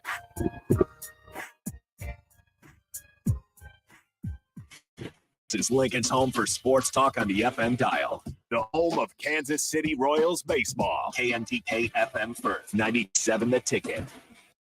You're listening to Early Break with Steve Sipple, Jake Sorensen, and Bill Busch. 93.7 The Ticket and theticketfm.com. All right, Rico, let's do the final checklist before we head out. On the tail today. I'm ready. Burgers? Check. Chips? Check. Icy cold beer? Check. Except this one. I'm forgetting something. Wait a second. Where's the Führer's cheese spread? I can't stop eating it. Rico, Relax. I always pack extra. It's the biggest hit of the tailgate. For the best appetizer, party dip, and tailgate snack, load up on Führer's cheese spread today. Found in most local grocery stores. Hot tub season is here, and to celebrate, Bonsall Pool and Spa is having a Labor Day sale so good that they're offering it for the whole week. Purchase a new High Life Collection or Limelight Collection spa and receive a free step and cover lifter from now until September 11th. Stock will go fast, so hurry in and claim your new spa today. It's the Labor Day sale from September 1st through the 11th at Bonsall Pool and Spa at 33rd and Highway 2 or pool.com. Okay, it's time to sell the house. How do we even begin to choose from the hundreds of realtors in town? Easy. We make a pros list. You mean a pros and cons list? No, just a pros list. We need someone with pro photography to showcase the house in the best possible way, pro marketing to make sure we get maximum exposure, pro negotiations so we know we get the best price. This is one of those times where you already know the right answer, isn't it? You know it is. Ben Blecker and Professional Realty Group. contact Ben Bleicher and the team at Professional Realty Group of Berkshire Hathaway's Home Services Ambassador. Online at prg-ne.com. Had to know that when Wingstop set out to make a crispy, juicy chicken sandwich, they wouldn't make it in just one flavor. They'd make it in all 12, like lemon pepper, mango habanero, hickory smoked barbecue, and OG hot. So why have one new favorite chicken sandwich when you can have 12? Try the new sauced and tossed Wingstop chicken sandwich today for only $5.49. At Wingstop, where flavor gets its wings. Valid for a limited time and available at participating Wingstop locations only while supplies last. Price subject to applicable taxes and fees. Winning a new truck playing trucks and bucks from the Nebraska lottery changes a person. I used to drive around hills. Now I drive over them. I used to hate helping friends move. Now I can do it in one trip. I used to own my own tech company. Now I'm on the professional rodeo circuit. Actually, I'm going back to tech. Bulls are really mean, and I just don't look good in chaps. Play trucks and bucks from the Nebraska lottery. Top prize odds 1 in 336,000. The Nebraska Lottery has given over $900 million back to our state since 1993. The proceeds have helped protect and improve Nebraska's environment, funded need-based scholarships for Nebraska students, and maintained and improved facilities at the state fair. That's terrific. You should put that on your website. It is. Just click on beneficiaries in the menu. Menu? You guys serve food too? Maybe you should get off your feet for a while. The Nebraska lottery. 30 years of building a better Nebraska. Looking for a financial partner that truly makes a difference? Modern Woodman is a member-owned fraternal financial services organization. We can help you plan for all sorts of life, from protection to saving to retirement. We also offer member benefits, social activities, and volunteer opportunities to help your family and community. I'm Sean Erickson, your Modern Woodman representative, and call me at 402-483-6515 to start the conversation. Modern Woodman of America. Touching lives, securing futures. It's football season, and that means coaches everywhere are busy making game plans. I'm Matt Knipe with Liberty Law Group. Teams make game plans because no two opponents are the same. At Liberty Law, we understand that no two cases are the same. Whether facing a DUI, criminal charge, or you were injured and it wasn't your fault, we tailor our legal game plan to meet your unique needs. We are relentless trial attorneys serving all of Nebraska. To learn more, go to libertylawnebraska.com. That's libertylawnebraska.com. Where's the most convenient place to get that big fitness energy? It's Planet Fitness. Now through September 13th, join for just $1 down, $10 a month, cancel anytime. With over 2,400 locations and equipment for every workout, you can get in, get energized, and get going. Plus, with free fitness training, most clubs open 24 hours. Everyone belongs in the judgment-free zone. So join today for $1 down, $10 a month, no commitment, cancel anytime. Deal ends Wednesday, September 13th. See Home Club for details. When you think of places with tons of great beer selections and amazing food menu and the conversation should start and end with Beer Garden in Benson. With more than 30 beers on tap, including several German options, you're sure to find something you like. And don't forget their Nashville hot chicken sandwich or any of their delicious hamburgers. Start off with the warm house-made pretzels and you're on to a great day at Beer Garden in the heart of Benson in Omaha. Alexa, play 93.7 The Ticket. Okay, playing 93.7 The Ticket. Alexa, turn down the lights. Dimming the lights. Alexa, order a pizza, the big one, all the toppings. Are you sure that's a good idea? Alexa. That's a lot of pizza for just one man. Alexa, just do it. Stop judging me, just do it. As you wish. Thanks, Alexa. You're my best friend. Wake up, Lincoln. I overslept. Damn rooster didn't crow. It's time for Early Break. Sponsored by live from Lincoln, America. Here's 93.7 The Ticket's Jake Sorensen. I'm wrong, but I'm not. Husker Online, Steve Sipple. If I were a feral cat. And longtime college football assistant coach, Bill Busch. You get one team. Mine's the Houston Oilers. I'm not the Texans, and I'm not the Titans. So I'm out. This is Early Break.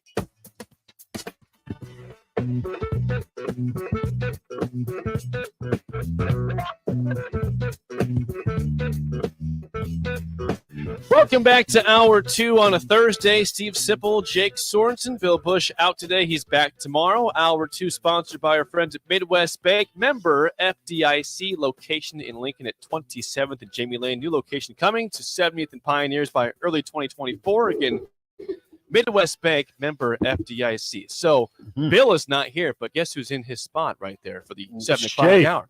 Mike Shaffer, 24/7 Sports. Shaffer, what's going on, man? Good to see you. Good to see both of you. Well, after last week was basic. No, I was already in Minnesota at yes, this time. You were not here last week. Yeah. So you were driving up there with. We went up Wednesday, BC and Brunts and I. Oh, you all three were there. That's right. The full caravan. It might be the only game where that happens this year. We'll see. Well, the only away game. So that was great. Obviously, Nebraska season started the way that everybody absolutely wanted, and every question was answered. And they look like the cleanest team in the country, as one expects in week one. All of those things. I love this. I like this Shaffer. I've been pretty feisty. Yeah. Have you? I felt like the reaction to last week was way over the top, but that's just meaning like they played one game and the idea that everything should be perfect and that they wouldn't have any struggles and that, the DNA that's baked in the fabric of this program would be erased just because of one off season. Seems a little gloom and doomy. Seemed a little, it did get pretty gloom and sky. And then on top of it, it's like no one wants to admit that they played well to be in that game in the first. Like their defense played well. And then you go watch the rest of college football on Saturday and you see all these other Big Ten West teams. And you know what? Some of them struggled against an opponent that's not even as good as Minnesota. I think the problem is, Shafe, with the fans is that the Gophers did not look as good as you thought they'd look. They didn't look very. Is it possible they didn't look good because Nebraska didn't let them look good? It's possible. Is that a possibility? It is possible, Schaefer, but people don't want to view it that way. They Well, want to say, no. "Oh, we lost again. We found a way to blow a 10-3 lead with the ball at midfield with 4 minutes to go." In regulation, you lost. So this is That's sort the of fan base's thoughts. This is part of why I think the one score games are going to just be a portion of Nebraska's future and have been the last several years. They don't score enough points. Like that just should be evident, right? Like you're gonna be in close games all the time if you yourself don't score points. It's hard to get away from other teams if you're not getting into the end zone. It's hard to pull away. So Nebraska 2-14 in one-score games since 2020. It's like me complaining about the Cleveland Guardians always losing in close games and blowing one-run leads. You score 2 runs and you lose 3-2 every single night. It's kind of on one aspect of the. It is 2-14 in one-score games since the start of the 2021 season. Here's why I ask you guys, and I'm asking our listeners too. 464-5685. There's this notion of patience. Are people patient? It sure seems like they're not.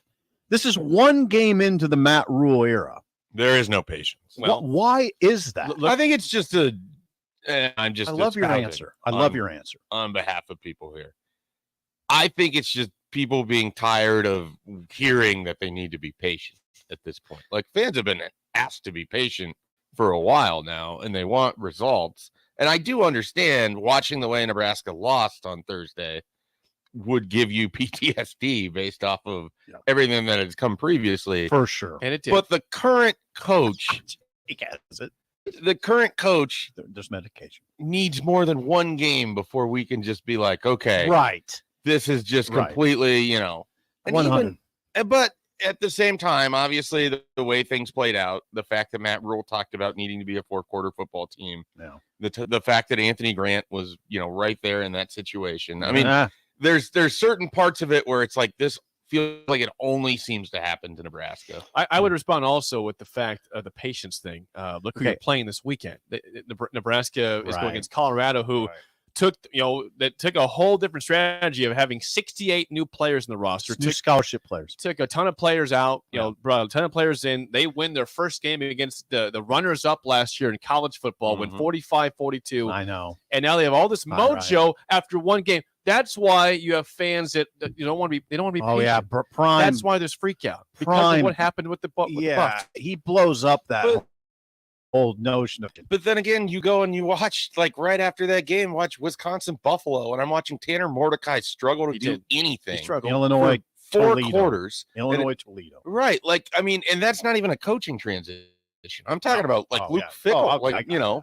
You not every transition is going to be Deion Sanders and Colorado. And I would also, I'm not entirely convinced Minnesota isn't going to win more games than TCU.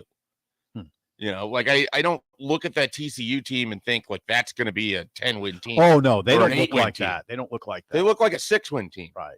But some people are going to say Minnesota looks like a 6-win team. Now, I am still going to. I want to stay with this patience theme. Are fans patient? Are they? I'm asking our fans. Are you patient? And why? If you're not, why not? This was game 1 of a new tenure. Yeah. Brandon says this on the YouTube stream. He says, "No patience because we've been patient for 20 years." A lot of fired coaches regarding patience for that. We're also having an entirely different discussion about this program versus the 2004 Bill Callahan program. What must Matt Rule or the think? 2008 Bo Pelini program? I wonder if Rule expected this sort of reaction. I would imagine he's a little taken back by it. I think so too. Because again, it's not like they went out and played bad on Thursday. They didn't look like a team who hadn't been coached. Right. No, they didn't play like a team that hadn't been coached. They played like a team that struggled, but also played like a team that looked like it was their first game under a new everything. New quarterback, new offensive system, new defensive system, new starters here and there. And they're still a flawed team. Part of the conversation that bothers me. Okay. Minnesota is an 8-point favorite going in. You ask I would say 70% of the people felt like Minnesota was going to win I'm that going game. to say a little more than that. Yeah. So Okay. I know where you're going. Let's say 75% of the people think Minnesota's going to win that game. Nebraska gave themselves every opportunity to win that game. Isn't that what you've been asking for? Yeah. They didn't finish it, but it also wasn't like they went up there and embarrassed themselves in the very first game of the year. It'd be a little bit different if we were into, I don't know, the end of September. Nebraska's 1-3. They have losses to Colorado, Minnesota, and Northern Illinois. And there was a pattern of, of futility. A pattern of blowing it late. I don't want to take what happened previously and assign it to, well, Matt Rule can't change it because of one result. Because of one game. It's preposterous. It's preposterous to be in that mindset. Well, it is. And then PTSD, though. You're right. That's what it is. It You is. know, all these close losses add up, and it just scarred memories here. Well, look at this. I mean, 2 days later on Sunday, you have Mike Norvell, who basically was close to being run out of Tallahassee in his first year. Mike Sipple over here in Nebraska. They obviously have had multiple changes throughout time because it's not, what it is right now isn't what it has to be next year, isn't what it has to be in year 3. But you have to allow for things to evolve. Hold on now. There's one, and I'm with you on all of that, but there's still these sort of, there's these fears that creep into your mind. One being this: did they get the right quarterback? I mean, if Matt Rule comes in, essentially, can I say runs out Casey? I mean, It kind of feels like that. yeah, runs out Casey Thompson. Can I say it that way? Who had 5 touchdowns, by the way, And- in his win for FAU last week. Against Against Monmouth. Yeah, I think Nebraska could have scored 5 touchdowns against Monmouth. So now, hold on. Now, what I'm getting at is, if the gate it plays out that he picked the wrong quarterback, that's what you got to watch. I mean, you're really watching that. Did he get the right guy? That's pretty important to get the right quarterback. Yeah. Right. So there's that. I have that in the back of my mind. I'm watching it, but there's no way I've made any kind of conclusion. There's no conclusion I've made. I'm watching it. Have we completely embellished Casey Thompson's resume over the last 5 days? Oh yeah. I don't know. Let's take a look at games where Trey Palmer wasn't Superman, and let's look at how Casey Thompson. Now I haven't done that. So I'm not saying that you are. I'm saying there was a steady dose of, well, look at what Casey's doing. Well, first of all, it's FAU versus Monmouth. Second of all, he went to FAU. It's not like there was a litany of teams that were like, who's a great quarterback that just got a rock. Auburn was in the discussion for him. They took and then, Thorne and instead then they took Peyton Thorne from Michigan State. Yeah. Sure. He got beat out.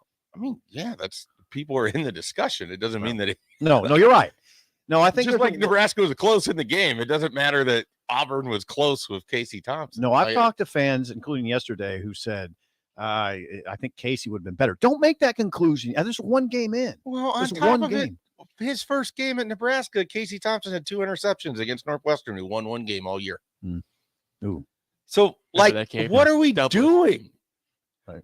We're sitting yearning for a different quarterback based on 1 game, the same quarterback people were done Not with. everybody is. Not everybody is.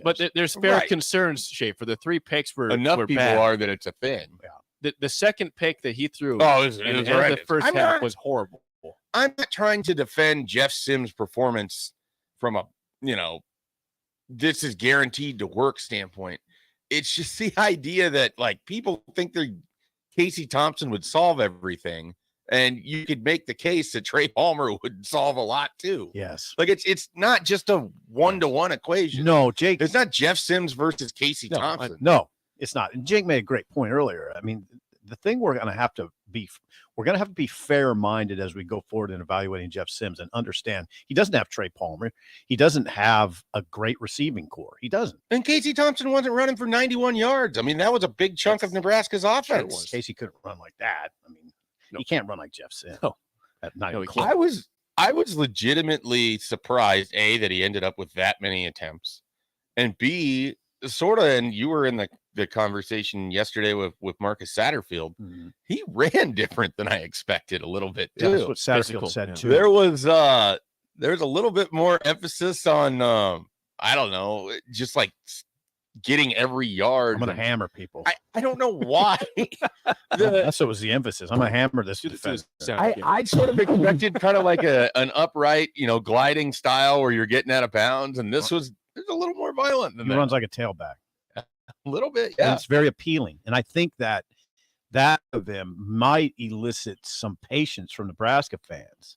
I mean, I do. I think that they'll see that and like, all right, well, he's tough. He's a tough dude.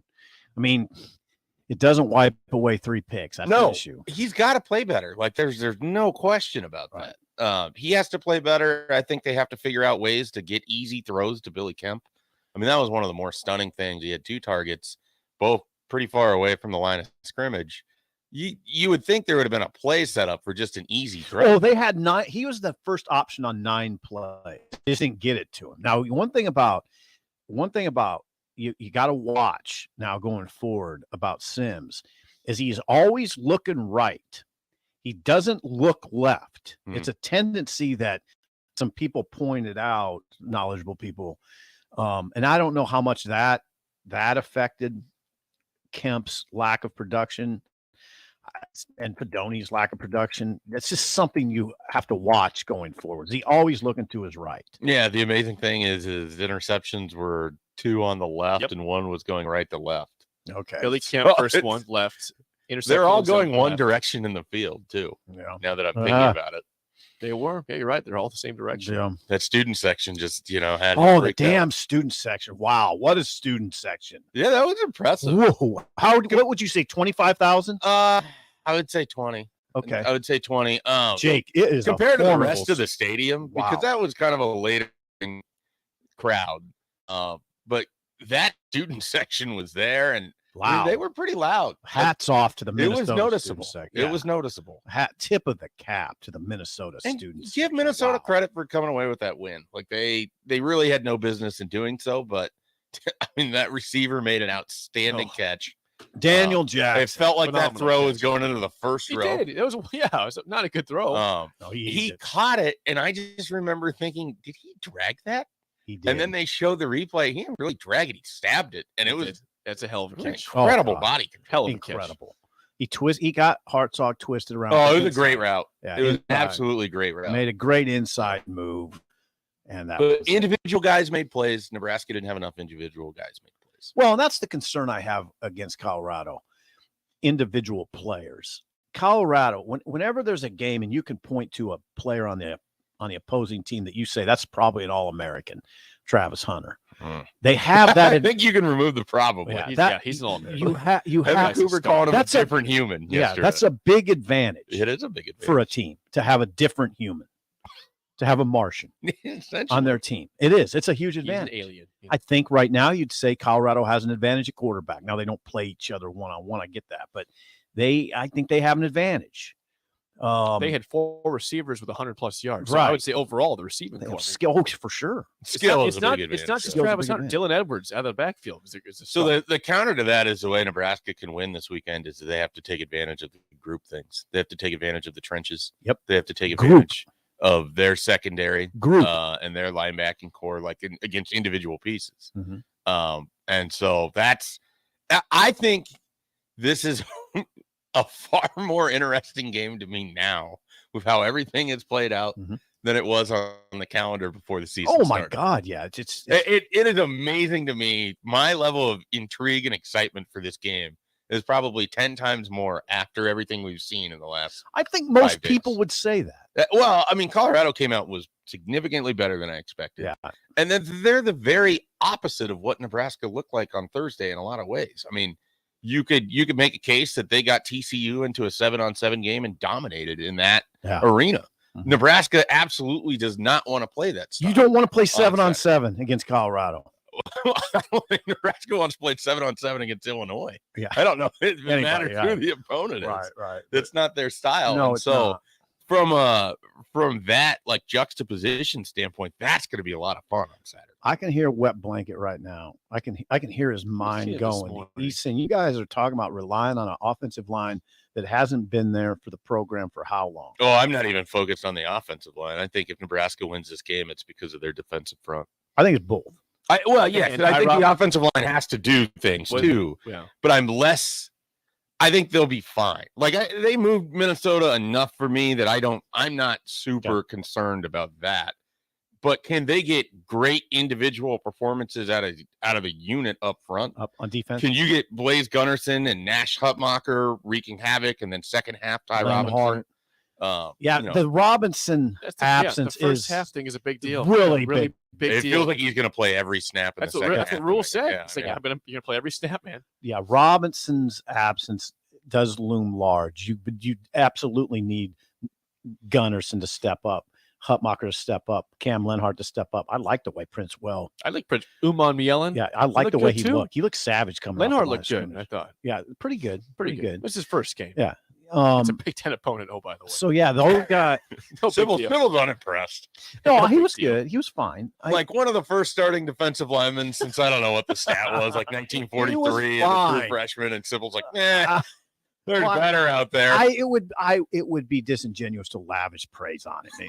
I'm not lavishing praise. I thought he looked good. I didn't say, I will cancel the parade that we were going to have over in Havelock for the Lenhart parade at 10 a.m. That'd be amazing. a parade for Cam Lenhart and Havelock. Are you guys going to be on the scene? Yeah, we got to float.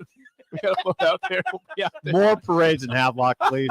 Marcus just tossing cookies. You guys don't throw candy. You just This is the Cam Lenhart parade today. It's on a Wednesday. Where's everybody? Yeah. Where's everyone at?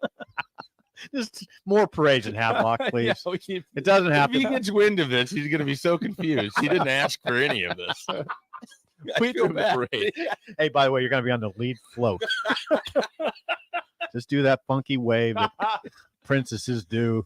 Prepare yourself. Practice. I had another thought. Oh, I mean, the game's wildly intriguing. This game is wildly intriguing. Wild. Yeah. I mean, it's not just about this year. It's about in the context of the history of the programs. Then you got the Dion thing. You got Nebraska trying to come back. I love the potential storyline of getting a spark at a place where the program slide began. Winning the fan base back. Winning the fan base. I mean, there's a lot. Yeah. I mean, if you're ruling that team, you don't want to think about any of this stuff, but we can. You don't want to think about any of it. If you're Satterfield. Like Evan Cooper asked about the atmosphere yesterday. And he gave that. A great answer. Yeah. Ready for that? Here we go. Yeah. Here's Evan Cooper on the atmosphere. Not gonna lie to you, I don't have any expectations. The scenery and the fandom, none of that's for me. You know, I just want my guys to play well. I want us to play well as a defense, and I want us to play well as a team. I don't get really caught up in much else. I mean, I hope that is the mindset of the entire program. Because if you get caught up in the discussion that we're having, I can't imagine what your brain would be thinking.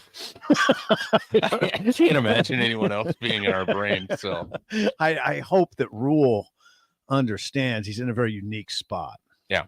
And this, yeah, I'm with you though. Going back to your original thoughts, Mike. I have been taken aback a little bit by the gloom and doom. Yeah, I've heard. Jake, it's the way it happened. That you had a lead in the fourth quarter and you lost in regulation with back-to-back turnovers. They're crippling. A fumble midfield, and you were driving with the interception. Like Nebraska moved the ball that last possession and threw the back foot pick. Oh God, it was. Would people feel better or worse had that game gone to overtime and Nebraska still loses, but there's not that interception? Instead, there's their Mickey Mouse overtime operation finds a new coaching staff to latch on. It's a sad question, but it's a real question. I don't know, because I was sitting there in the press box and I was thinking to myself, maybe the worst thing that can happen here is a new coaching staff goes into overtime and provides 0 points, adding to the stat that goes back to 2014. I was hoping that we get a chance to see Alvano get a final kick. You need about 10, 15 more yards in that last drive where they were at. Well, and the thing is, that's what I think it was headed. I thought it was headed toward that. The receiver was breaking open. The mechanics on that throw were just terrible. I mean, he sort of just lazy threw it. Yep. He didn't step into it. It floated. Mm-hmm. Then, of course, you throw it in such a way where the defensive back is going to pick up an extra 15 yards after the interception. I mean, it's a brutal pick. God, I was sitting there in that fourth quarter thinking, they're going to win this. They're going to win this game. Yep. They're going to win this damn thing. Man, nobody picked it. I was just thinking how smart I was for telling everyone that it was going to be in the teens and to take the under. Nice. Way to go, Shape. If you have a question for Mike That's Shaffer, what matters here. call us or text us 402-464-5685. More with Mike Shaffer next. Early break in the ticket. You're listening to Early Break with Steve, Jake Sorensen, and Bill Busch on 93.7 The Ticket and theticketfm.com. If you struggle with joint pain, there's good news. You don't need surgery to get back to full health. South Point Medical and Aesthetics offers breakthrough non-surgical options for treatment of moderate to severe joint pain. Our patients experience little to no downtime from our procedures, and the results are remarkable. In 14 years of successful treatments with patients from 35 states because of an effective word-of-mouth traffic. Learn more about how you can get lasting results for joint pain today at southpointmedical.com or call 323-800. When you think of places with tons of great beer selections, amazing food menu in Omaha, the conversation should start and end with Bärschen Beer Garden in Benson. With more than 30 beers on tap, including several German options, you're sure to find something you like. And don't forget their Nashville hot chicken sandwich or any of their delicious hamburgers. Start off with the warm house-made pretzels, and you're on to a great day at Bärschen Beer Garden in the heart of Benson in Omaha. Gaina Trucking is hiring CDL Class A and B drivers. Gaina Trucking guarantees a 40-hour work week year-round, and their strong team culture makes it not a job, but a career. Gaina Trucking offers health, vision, and dental insurance, 401k with company match, an employee assistance program, and other bonus programs. Build a better career today with great team culture at Gaina Trucking. Learn more and apply today at GainaTrucking.com.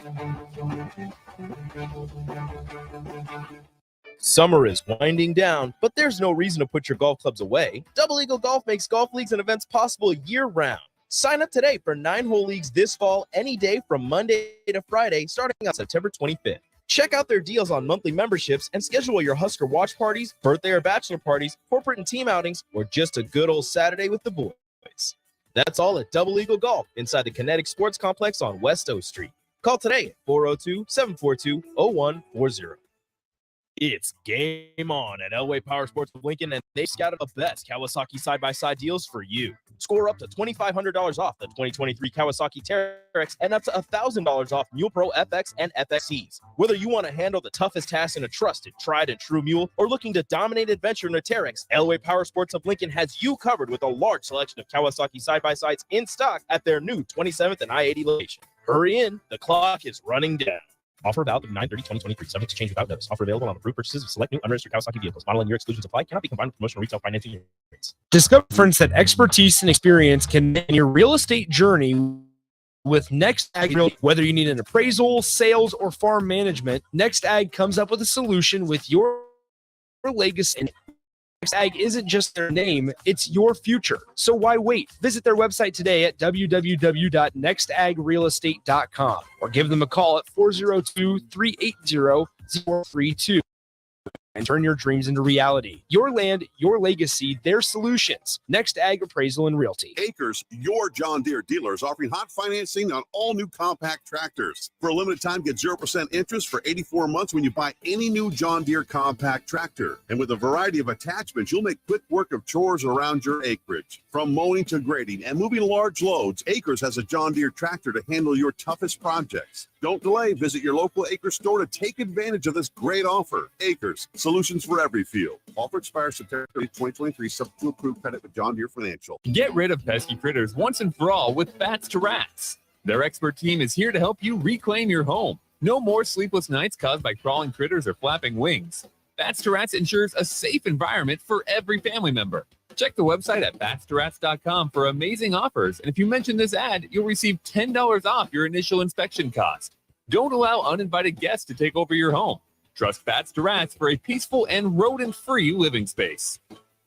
Hey, it's Chad with the Nutrition Authority, inviting you to stop in and check out the all-new complete post-workout recovery, CPR. CPR is ideal for anyone who works out or competes and wants to maximize results. CPR can only be found at Nutrition Authority. Stop in today and try a free sample or visit us at mynutritionauthority.com. I'm not on drugs. I'm not drunk. It's Early Break with Sip and Jake, brought to you by Gaina Trucking. Weekday mornings from 6 to 8 on 93.7 The Ticket and theticketfm.com.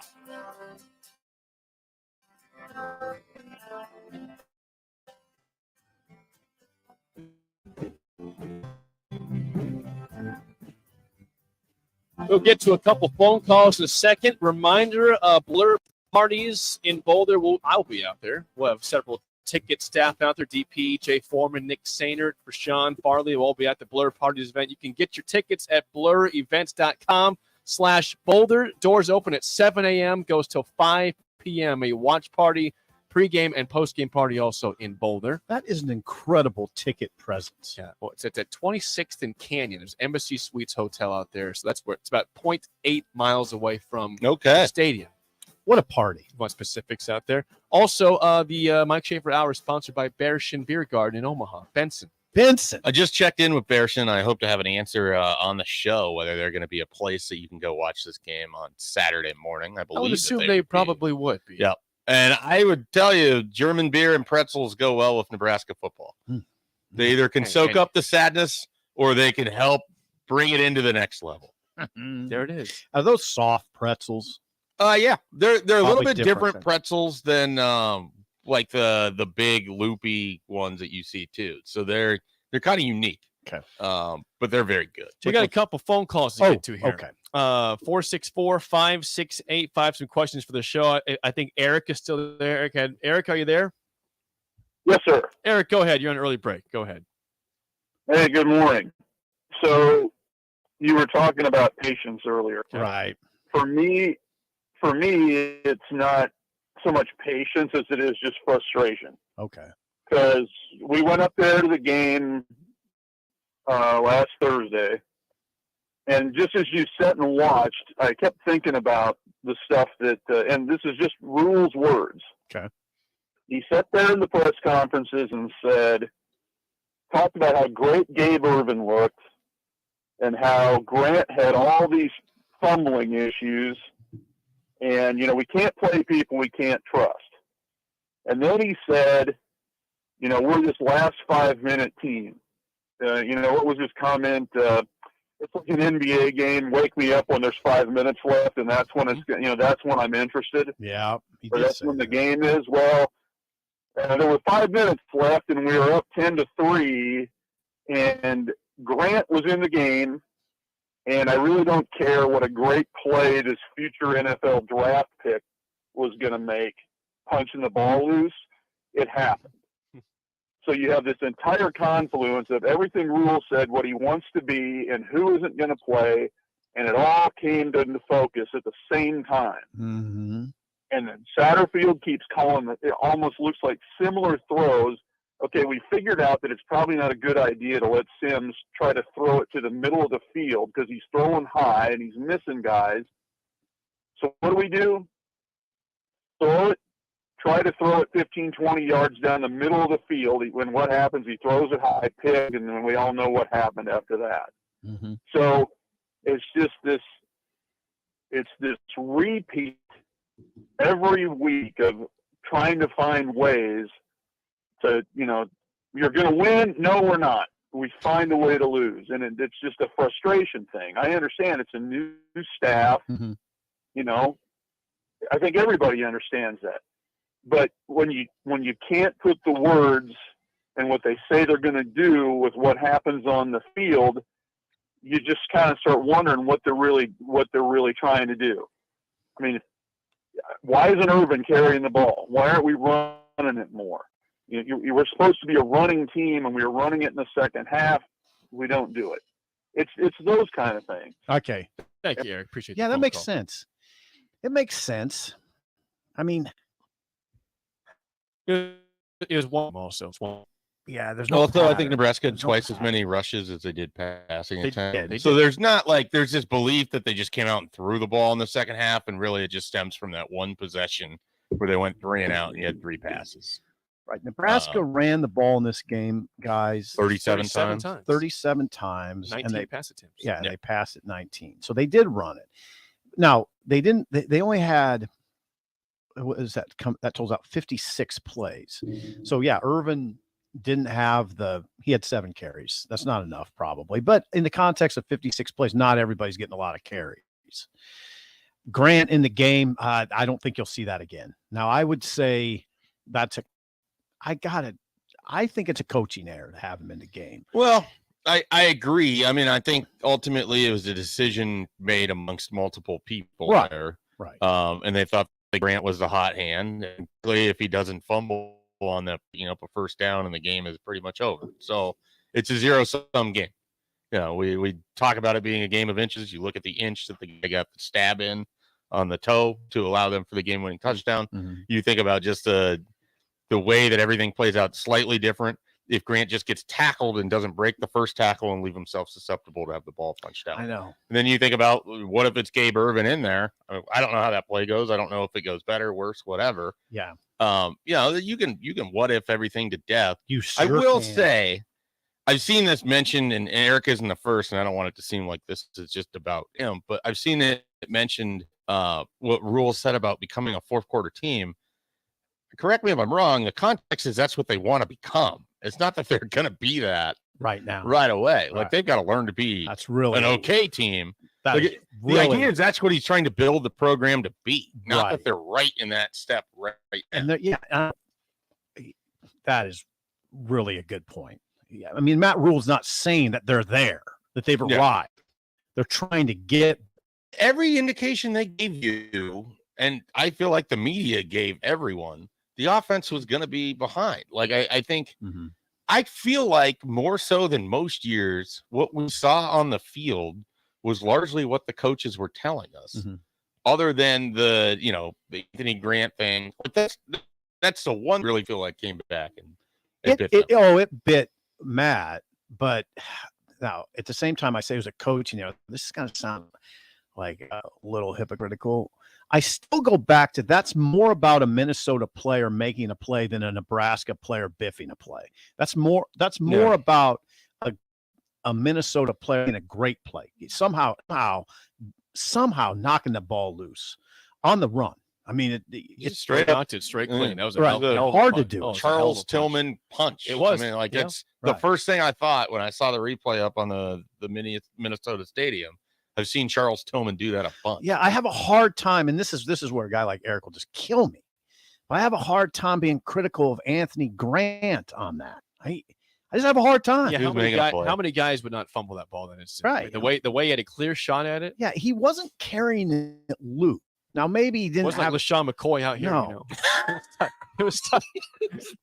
So I just like that. I hated that so much. I completely understand where Eric's coming from in terms of frustration because I felt it, and I don't want to minimize that. No, I don't want. Felt that's part of being a fan. Like, right. I fully understand. It's a gut punch loss. It's a gut punch loss. I don't want to minimize that. At the same time, let's just get a few games in. We just got done with 2 straight years of every game was a referendum. Really didn't need it to start in week 1. Thank you. I was just going to say, why are we doing the referendum thing? Yeah. Not that everybody is, by the way. No, but enough are that it's out there that it feels like it's in the conversation. Yes. Before we get to the game show, I want to have some damn fun. A quick Bills Thrills, aka Jake's takes today. Okay. Oh, Jake's takes. Yeah. What's going on? Sibs tips out. Well, Jake's takes in. I'm giving him a break. Okay, this Jake's week. yeah. Jake's takes. So the NFL begins. Will you do a flip? I don't have a flip. It's all the flips mentally. The NFL begins tonight. 7:15 kickoff. Okay. Lions and Chiefs. My Jake's takes today, kind of like a cool parenting tip. I'm not a parent, but a cool parenting tips is there's no bedtime tonight. Bedtime is the moment this game gets over. If you have a kid that goes to bed at 9:30 or 10, no, they go to bed tonight. The moment this game is over, or give them 10 What if minutes they don't care chill? about the Chiefs? I and don't the care. Lions? If they want to watch if they want to watch football, there is no bedtime. I feel like you need to put that stipulation in there. If your kid, if you're just saying on Thursday nights for Thursday night football, there's no bedtime. I don't care if your kid's not a Chiefs fan. If your kid's not a Chiefs fan or a Lions fan, you're just a football fan. There's no curfew tonight. I wonder how many kids care about it. Bedtime is when the game ends, or 15 minutes after the game ends, to calm down, to cool down. That's my Jake's Take, sponsored by Mid Plains Advisors. Call Dirk, Scott, and Ty for all your financial needs at Mid Plains Advisors. They'll take care of your financials. Jake raising the youth of Nebraska. I'm helping out. There's no bedtime until the game's over. They're going to be pretty tired going to class on That's Friday. Okay. They'll survive. Let's play the game show. They'll be fine. Let's play the game show. Give us a call right now at 464-568. 5 your chance to win a business box of bagels to Bagels and Joe. Speaking of the Chiefs and the Lions. Oh, boy. You know it's where a this is Thursday. going. Chiefs and Lions all-time leaders for the franchises. Seems like we've done the Chiefs before. I don't think we have. I don't think we've done either of these before, actually. I don't love Yeah, you this. just had that one quarterback for the Chiefs that we never heard of, Kent. That's not on here. Kenny. It's not on here today. Kenny. Remember Kenny? Yeah, I think you were in here. No. That was like 1980s quarterbacks. Okay. That was not that was a 1-year thing. Okay. That was aggressively playing to you and Bill when times were better thing. 464-5685. Shut up, Sipple starts right now. We've all been there. You're listening to the radio, and then that rage starts to grow inside of you. It starts to consume you. It gets to a point where you just want to yell, "Shut up, Sipple!" No, sorry. I'm sorry. Well, here's your chance. It's time to shut up, Sipple. Call now to play. 464-5685. Shut up, Sipple. Brought to you by Bagels and Joe. By the way, someone said in the text line, parenting tips from someone who's not a parent is probably not a good look. No, it's okay. Hey, it's a one-time thing, all right? I was fine take with the it. fact. Take the tip today. I Take was the tip. fine with it. 464-5685. Call the takedown. Sip, how do you feel today about Chiefs and Lions all-time leaders? Good with Shaffer here. Schaefer's a lifeline for one question. I'm I sure should Schaefer- get one out of this. You guys should be okay here. We got Brett. Brett, how do you feel about and Lions all-time leaders? I feel okay. All right, let's get to it. The record is 3-4, by the way, since the reset. So we're doing We're fine. getting to 500. We're doing fine. Getting to 500. Schaefer in play for one question for Sip. Brett, first question goes to you. Calvin Johnson is first all-time in receiving yards with the Lions with 11,619 yards. Who is second with 9,174 yards?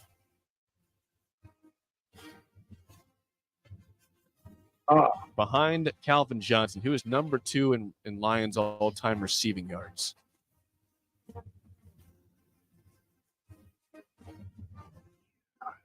Brett. I don't know. 5 I don't know. seconds. No guess at all? I don't. Okay. That's All right, okay. I'll give you the horns then. I That's feel your fine. pain. Schaefer feels confident, I believe. I have a name. I feel good about it. I'm All right. sizing up a punch to the football here to try to jar that thing Yeah, loose. 100%. I'm going with And Shaffer. one of the better receivers when I first started watching the NFL, I think he led the league in receptions one year and yardage. Herman Moore. Herman Moore is correct. 1-0 lead for Herman Sip and Moore Schaefer. never would have gotten that. They had Johnny You Morton. don't forget the name Herman. No. That was Charlie Batch, Herman Yeah. Moore, Johnny Morton back in the day. There's some other names, but I think they could be names to potential answers, so I'm holding on. Okay, smart man. All right, Sip, first question to you. Schaefer's out, but use wisely. 1-0 lead. Who is first all-time in passing yards in Chiefs history with 28,507 yards?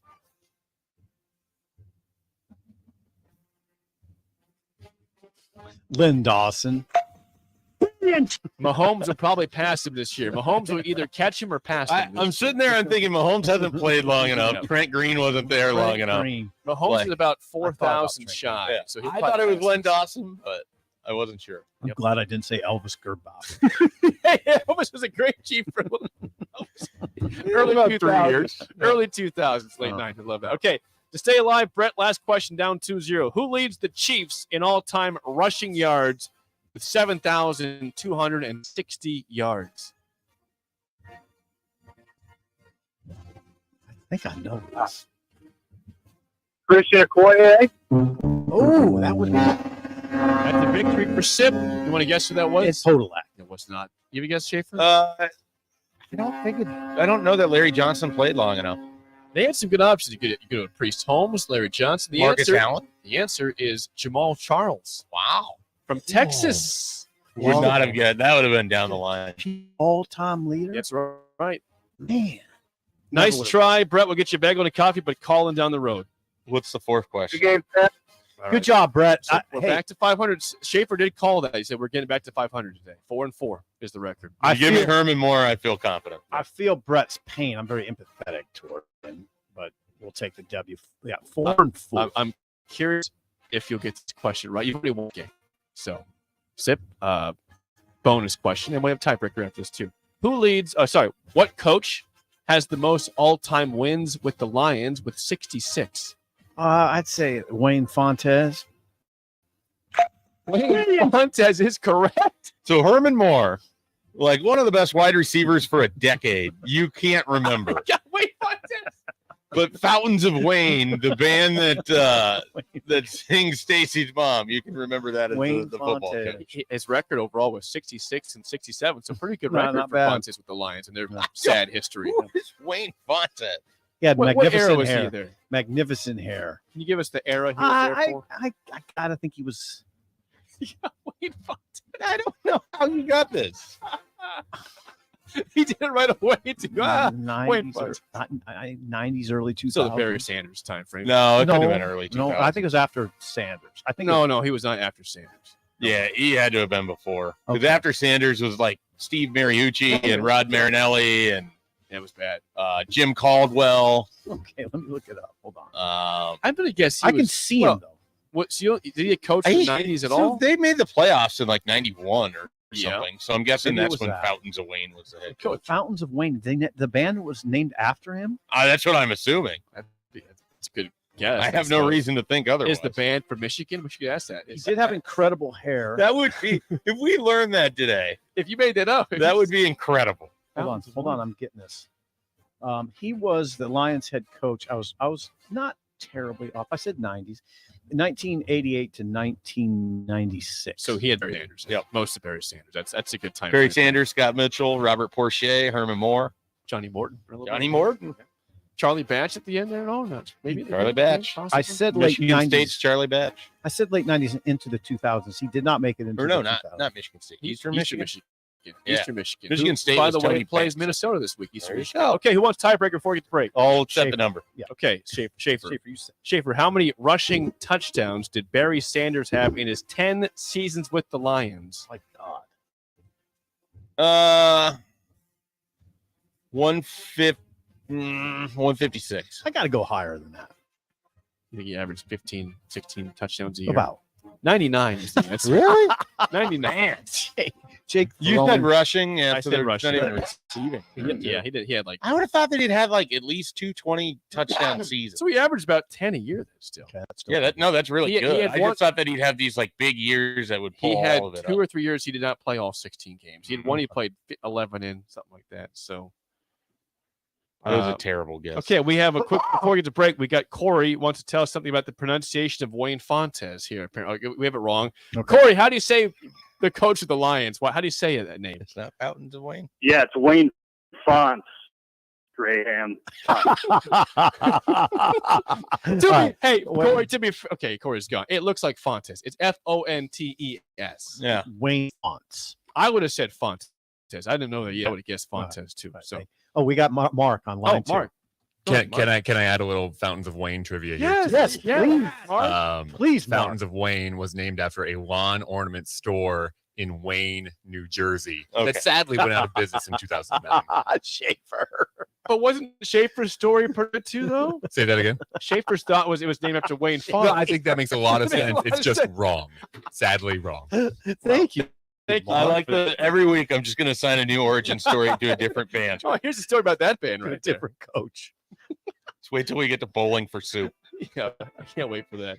The Hank Stram band be. I don't know. I'd have to think.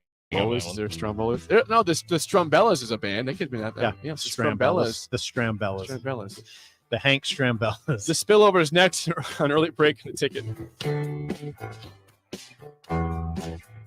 You're listening to Early Break with Steve Sipple, Jay Aronson, and Bill Busch on 93.7 The Ticket and theticket.com.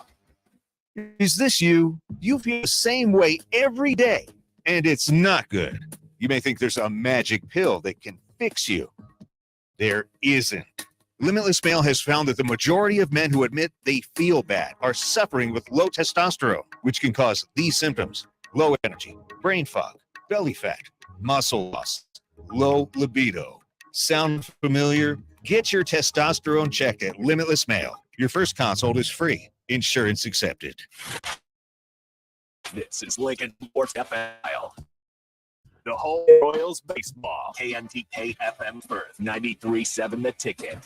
When you think of places with tons of great beer selections and amazing food menu in Omaha, the conversation should start and end with Bärschen Beer Garden in Benson. With more than 30 beers on tap, including several German options, you're sure to find something you like. And don't forget their Nashville hot chicken sandwich or any of their delicious hamburgers. Start off with the warm house-made pretzels and you're on to a great day at Bärschen Beer Garden in the heart in Omaha. This is Brad, proudly serving our Nebraska communities for over 70 years. We're a community bank, making local decisions, supporting local organizations, and helping local businesses and farms succeed. We are dedicated to serving our clients and helping them meet their financial needs with sound, innovative banking solutions. From an array of checking and deposit accounts, cash management services, to small business, real estate, and ag lending. We're here for you, your community, your bank, Midwest Bank. Find us at midwestbank.com. Member FDIC. Integrated Choices has been inspiring opportunities for individuals with disabilities for more than 15 years in Lincoln and across Nebraska by offering a number of homes to independent living resources and job training. You'll find the support that allows people to live fulfilling lives. They're also hiring. If you're looking for a rewarding career supporting people with developmental disabilities, you can check out open positions along with learning more about services at ilc.net. Integrated Choices. Acres, your John Deere dealers, offering hot financing on all new compact tractors. For a limited time, get 0% interest for 84 months when you buy any new John Deere compact tractor. And with a variety of attachments, you'll make quick work of chores around your acreage. From mowing to grading and moving large loads, Acres has a John Deere tractor to handle your toughest projects. Don't delay. Visit your local Acres store to take advantage of this great offer. Acres, solutions for every field. Offer expires September 30th, 2023. With John Deere Financial. So I was really nervous and I was getting into. My experience at Starter Heyman was very easy. I felt like I walked out of Starter Heyman with the ring that was going to make her go wow and say yes. I love my ring. It is so beautiful. I absolutely love my ring. I get compliments on it all the time. I always tell them Starter Heyman. Yeah, we would definitely recommend Starter Heyman. Yeah, it was great. We're definitely coming back. Sure. Sauter Heyman Jewelers, Lincoln and Grand Island. SauterHeyman.com. Houses? They're expensive. And once you buy one, you're kind of stuck with it for a while. You need to make sure you get your best house for the best price. You need Ben Bleicher and his team of pros at Professional Realty Group. They'll take the time to figure out what's important for you in your dream home, and they have the expertise to find the hidden issues that could surprise you after the sale. That's professional knowledge, proactive service. We call that potential. Ben Bleicher and the team at Professional Realty Group of Berkshire Hathaway's home service ambassador. Find-ne.com. Hot tub season is here, and to celebrate, Bonsall Pool and Spa is having a Labor Day sale so good that they're offering it for the whole week. Purchase a new High Life Collection or Limelight Collection spa and receive a free step and cover lifter from now until September 11th. Stock will go fast, so hurry in and claim your new spa today. It's the Labor Day sale from September 1st through the 11th at Bonsall Pool and Spa at 33rd and Highway 2 or at bonsallpool.com. Warning, this ad will use the F word often, so listen and rest. Family fun, fun with friends, freedom from fuel, free Yeti cooler, free driveway delivery. Hey, this is Carl from Nebraska Golf Carts and Ice Ride Auto, and we have the all-electric Bentelli Fun Carts, and they are a blast. Plenty of fun colors, and these street-legal carts come in both 4 and 6 passenger. Tell us you heard us on the ticket and get a free Yeti cooler with your purchase. Hurry, supply is limited. Check them out at 1235 West O in Lincoln or NebraskaGolfCarts.com. Your home is your empire with Empire Fence. Free instant quote with the online estimating tool at empire-fence.com. See an upfront edit with no hidden fee. Empire Fence can provide privacy and improve the appearance of your home. Keep kids and pets in or out of your yard. Increase security and add value to your property. Visit empire-fence.com now to view the stylish and maintenance-free possibilities for your home and get a free instant online quote. Let Empire Fence protect your empire. Join us at this year's Ignite Lincoln 15 at Rococo Theater on Thursday, September 14th for an inspiring night of stories that spark change. Get your tickets at ignitelincoln.org. Don't miss this chance to be a part of something extraordinary. We're on the air. Well, party's starting early today, isn't it? To more of Early Break with Sip and Jay. On 93.7 The Ticket and theticketfm.com.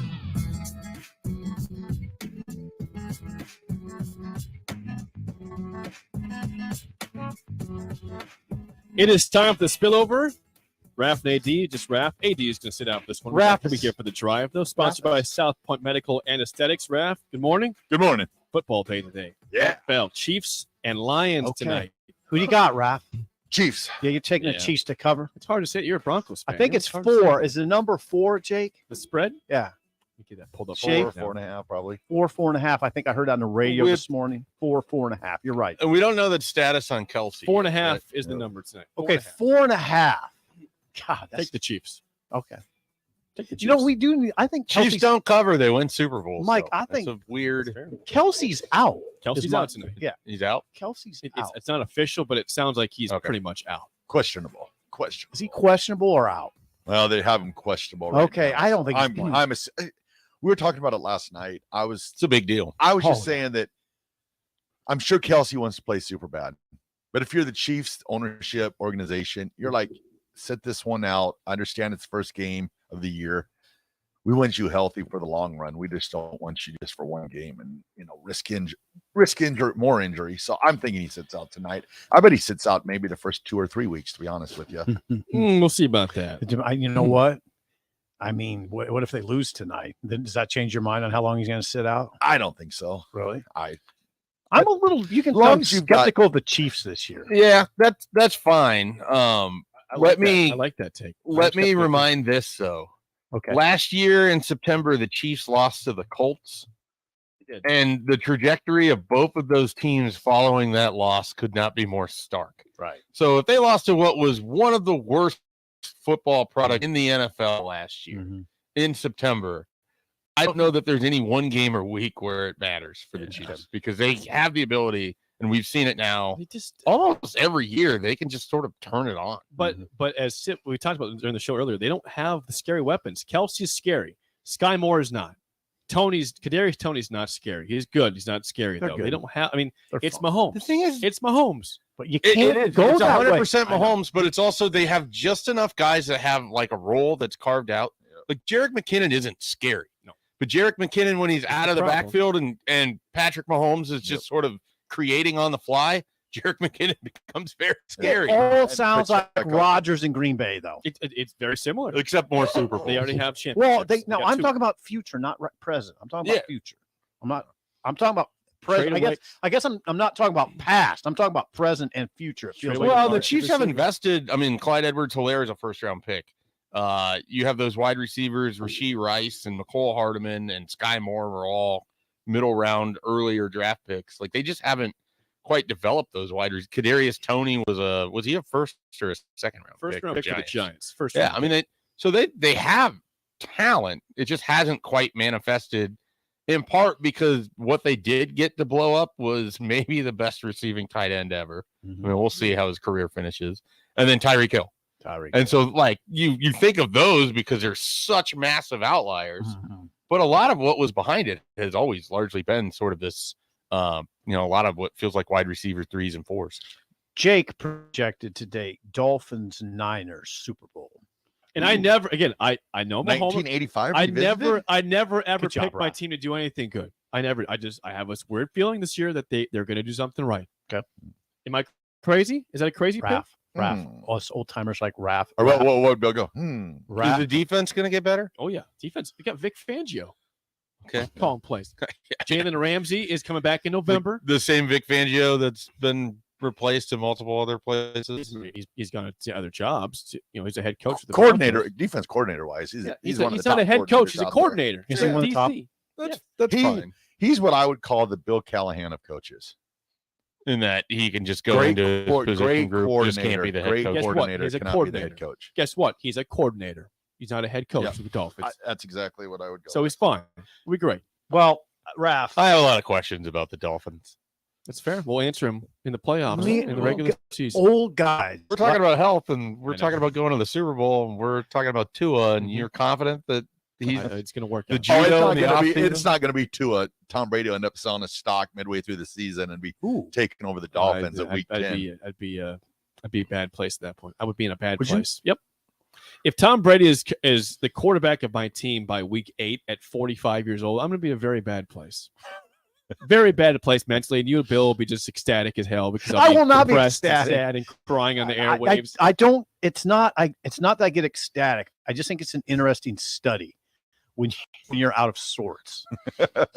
They enjoy It's it. an interesting When study. I'm out of sorts, they enjoy it. I didn't say I enjoy it. It's an interesting. You know those study. studies in college that people would do to make some money, where they take some, I you did know, some of those. some non-FDA approved drugs, and then people would study how they're doing. That's what Sybil wants to do. He just wants to study you in a time of panic. Right. There's no money coming. It's more than The panic. guinea pig. It's over here. more than panic. It's a very interesting look for Jake. He says incredible things. I do. Like Zach Taylor's a terrible coach. I was upset. That was, listen, that was, and Sip had no idea what happened. The Dolphins had just played a Thursday night game against the Bengals. They lost. That's when Tua had the fencing thing, you know, the fingers go up like That was. And so he had no idea the game happened, and he walks in and said, Zach Taylor's a terrible coach. He says, whoa. Oh, I got mad. He's like, I got really pissed at me. upset, and it got spilled over to the air. And then we didn't realize that the Right. Dolphins just played the Bengals the night before. Right. And I was upset still. So we talked through it. And we got Hugged it past out. that I would like to know what the defense was in the moment when you're not even really following the guy's game in and game out, and you're defending him earnestly as a coach. He's a coach defender. Come on, that's what he Well, is. Zach, I know Zach's a good coach. Coach defender. He loves Zach. Yeah. Okay, before we get out of here, we had a story we talked about during the break. Now, we had the hypothetical conversation about a parade in Havelock. Cam Linhart. For Cam Linhart parade on a Wednesday. Nice. And you brought up a great memory of something that was absolutely crazy the city did, the Star City Parade, which was an outdoor parade with bands, high school bands coming through in the middle of December. I remember I've about been to a that couple of parade. them. Was sitting on Oak Street going, "Come on, Santa, get here, Santa!" Because once Santa came through, that was the end of the parade, and I was like, I wanted Santa to get there as fast. You as went to the possible. What parade. was Lincoln? Oh, it was thinking frozen. about? Frozen fingers. There's How times. many years did they do this parade? Oh, it was a long time, wasn't it? There's things that I remember. It was years. Star City Parade, easy in December, and when they imploded the original Cornhusker Hotel and how cold it was, and going, push the button. So finally, when that thing went down, I was like, okay, we're out. Let's go. This is what I remember about the Star City Parade. I worked downtown at the Journal Star, and I always be like, okay, it's the day of the Star City Parade. I'm never going to be able to find parking. This is going to be a disaster. No, it was easy because it was 10 degrees and it was blowing 40 miles an It was hour. horrible. So you didn't really have to worry about Parade in massive December. crowds. Yeah. Why would you do that? What was the idea behind a parade in December? Oh, when they let that thing go, I was like, thank goodness, because that was freezing. It makes no sense. It was strange. Like, it makes a parade in Nebraska in December. This isn't Arizona or California or Texas. It's Nebraska. It was awful. It's 10 degrees. I'm sure 40-mile-per-hour winds and snowing. I'm sure they caught some good. I'm not gonna though. In '94, after Nebraska won their first title, I wanted a parade down O Street. Did you? Yes, but it didn't happen. No, I wanted to take parade. People throwing confetti off the top of buildings. There wasn't. They had a celebration at Vanny. Yep. But I wanted the O Street parade. I wanted people. Yeah, that thing was televised. I remember watching that. My parents recorded it. I think my brother and I watched it in the off season. We were big. We had those DVR. tapes. We had like the 8 Street and the Big 8 and like Decade of Dominance. Oh yeah. In the off season, you'd watch these things to prepare yourself. Yeah. The Prepare upcoming yourself year. for what? Some The people, upcoming year. some people still are watching them. Yeah. Well, Living in better times, right? Oh, God. Better times. Yeah. Better So yeah, times. the Vanny Center was packed that year. I remember that very well. Someone explain to us if you can. We'll read it out tomorrow. But what was the idea of a December parade in Lincoln, Nebraska? Somebody can help us with this. Someone help Now us we out. have to be Who respectful. organized it? How long did it go? And why Yeah. did it happen? I want to be who pulled the plug? I want to be respectful to the organizers. Okay. Actually, I think it was kind of based off the Macy's Thanksgiving Day parade, because I think that the parade was a few weeks before Christmas, because I remember that was the first viewing of Santa, and you knew Santa was coming close to arriving in Lincoln. So I think Okay. it was right after Thanksgiving, actually. Okay. Not that because It you have was all. definitely in December, though. Yeah, it was like a week after Thanksgiving, because I remember, oh, Santa's gonna be here, So. God bless you for going to it. Yep. I went to it too. Did you go to I it? watched my Your mom- sister march in the parade. Big, Okay. big When did Santa it fan. end? Yeah, truce. Did you catch a hot day? Okay. God no. It ended. Freaking cold as hell out every time. Okay, so That's my. I'm going back here in my mind to remember when it ended. Okay, so it'd have been probably. Well, Rap's got this. It was 09. Was it that late? I think my freshman year of college. Jeez. Yeah. I would not have thought never went to. I never thought it went to 09, but Jake might Would that have been here for 2 years of its existence, I guess? Yeah. Because I remember working at Nelnet when I was 30, 31. So this would have been like 18, 19. And I remember we would sit up in our office and we'd be working on a Saturday and looking down on it. So I remember it was probably, I know it was going on 17, 18 years ago. So, okay. That's it for us. Enjoy the football tonight. Lions and Chiefs, Thursday night football. What Enjoy channel? that. NBC. Check it out NBC. tonight. For Chris Raff and Mike Shaffer and Steve Sipple, I'm Jake Sorensen. See you. Gaina Trucking is hiring CDL Class A and B drivers. Gaina Trucking guarantees a 40-hour work week round, and their strong team culture makes it not a job, but a career. Gaina Trucking offers health, vision, and dental insurance, 401k with company match, an employee assistance program, and other bonus programs. Build a better career today with great team culture at Gaina Trucking.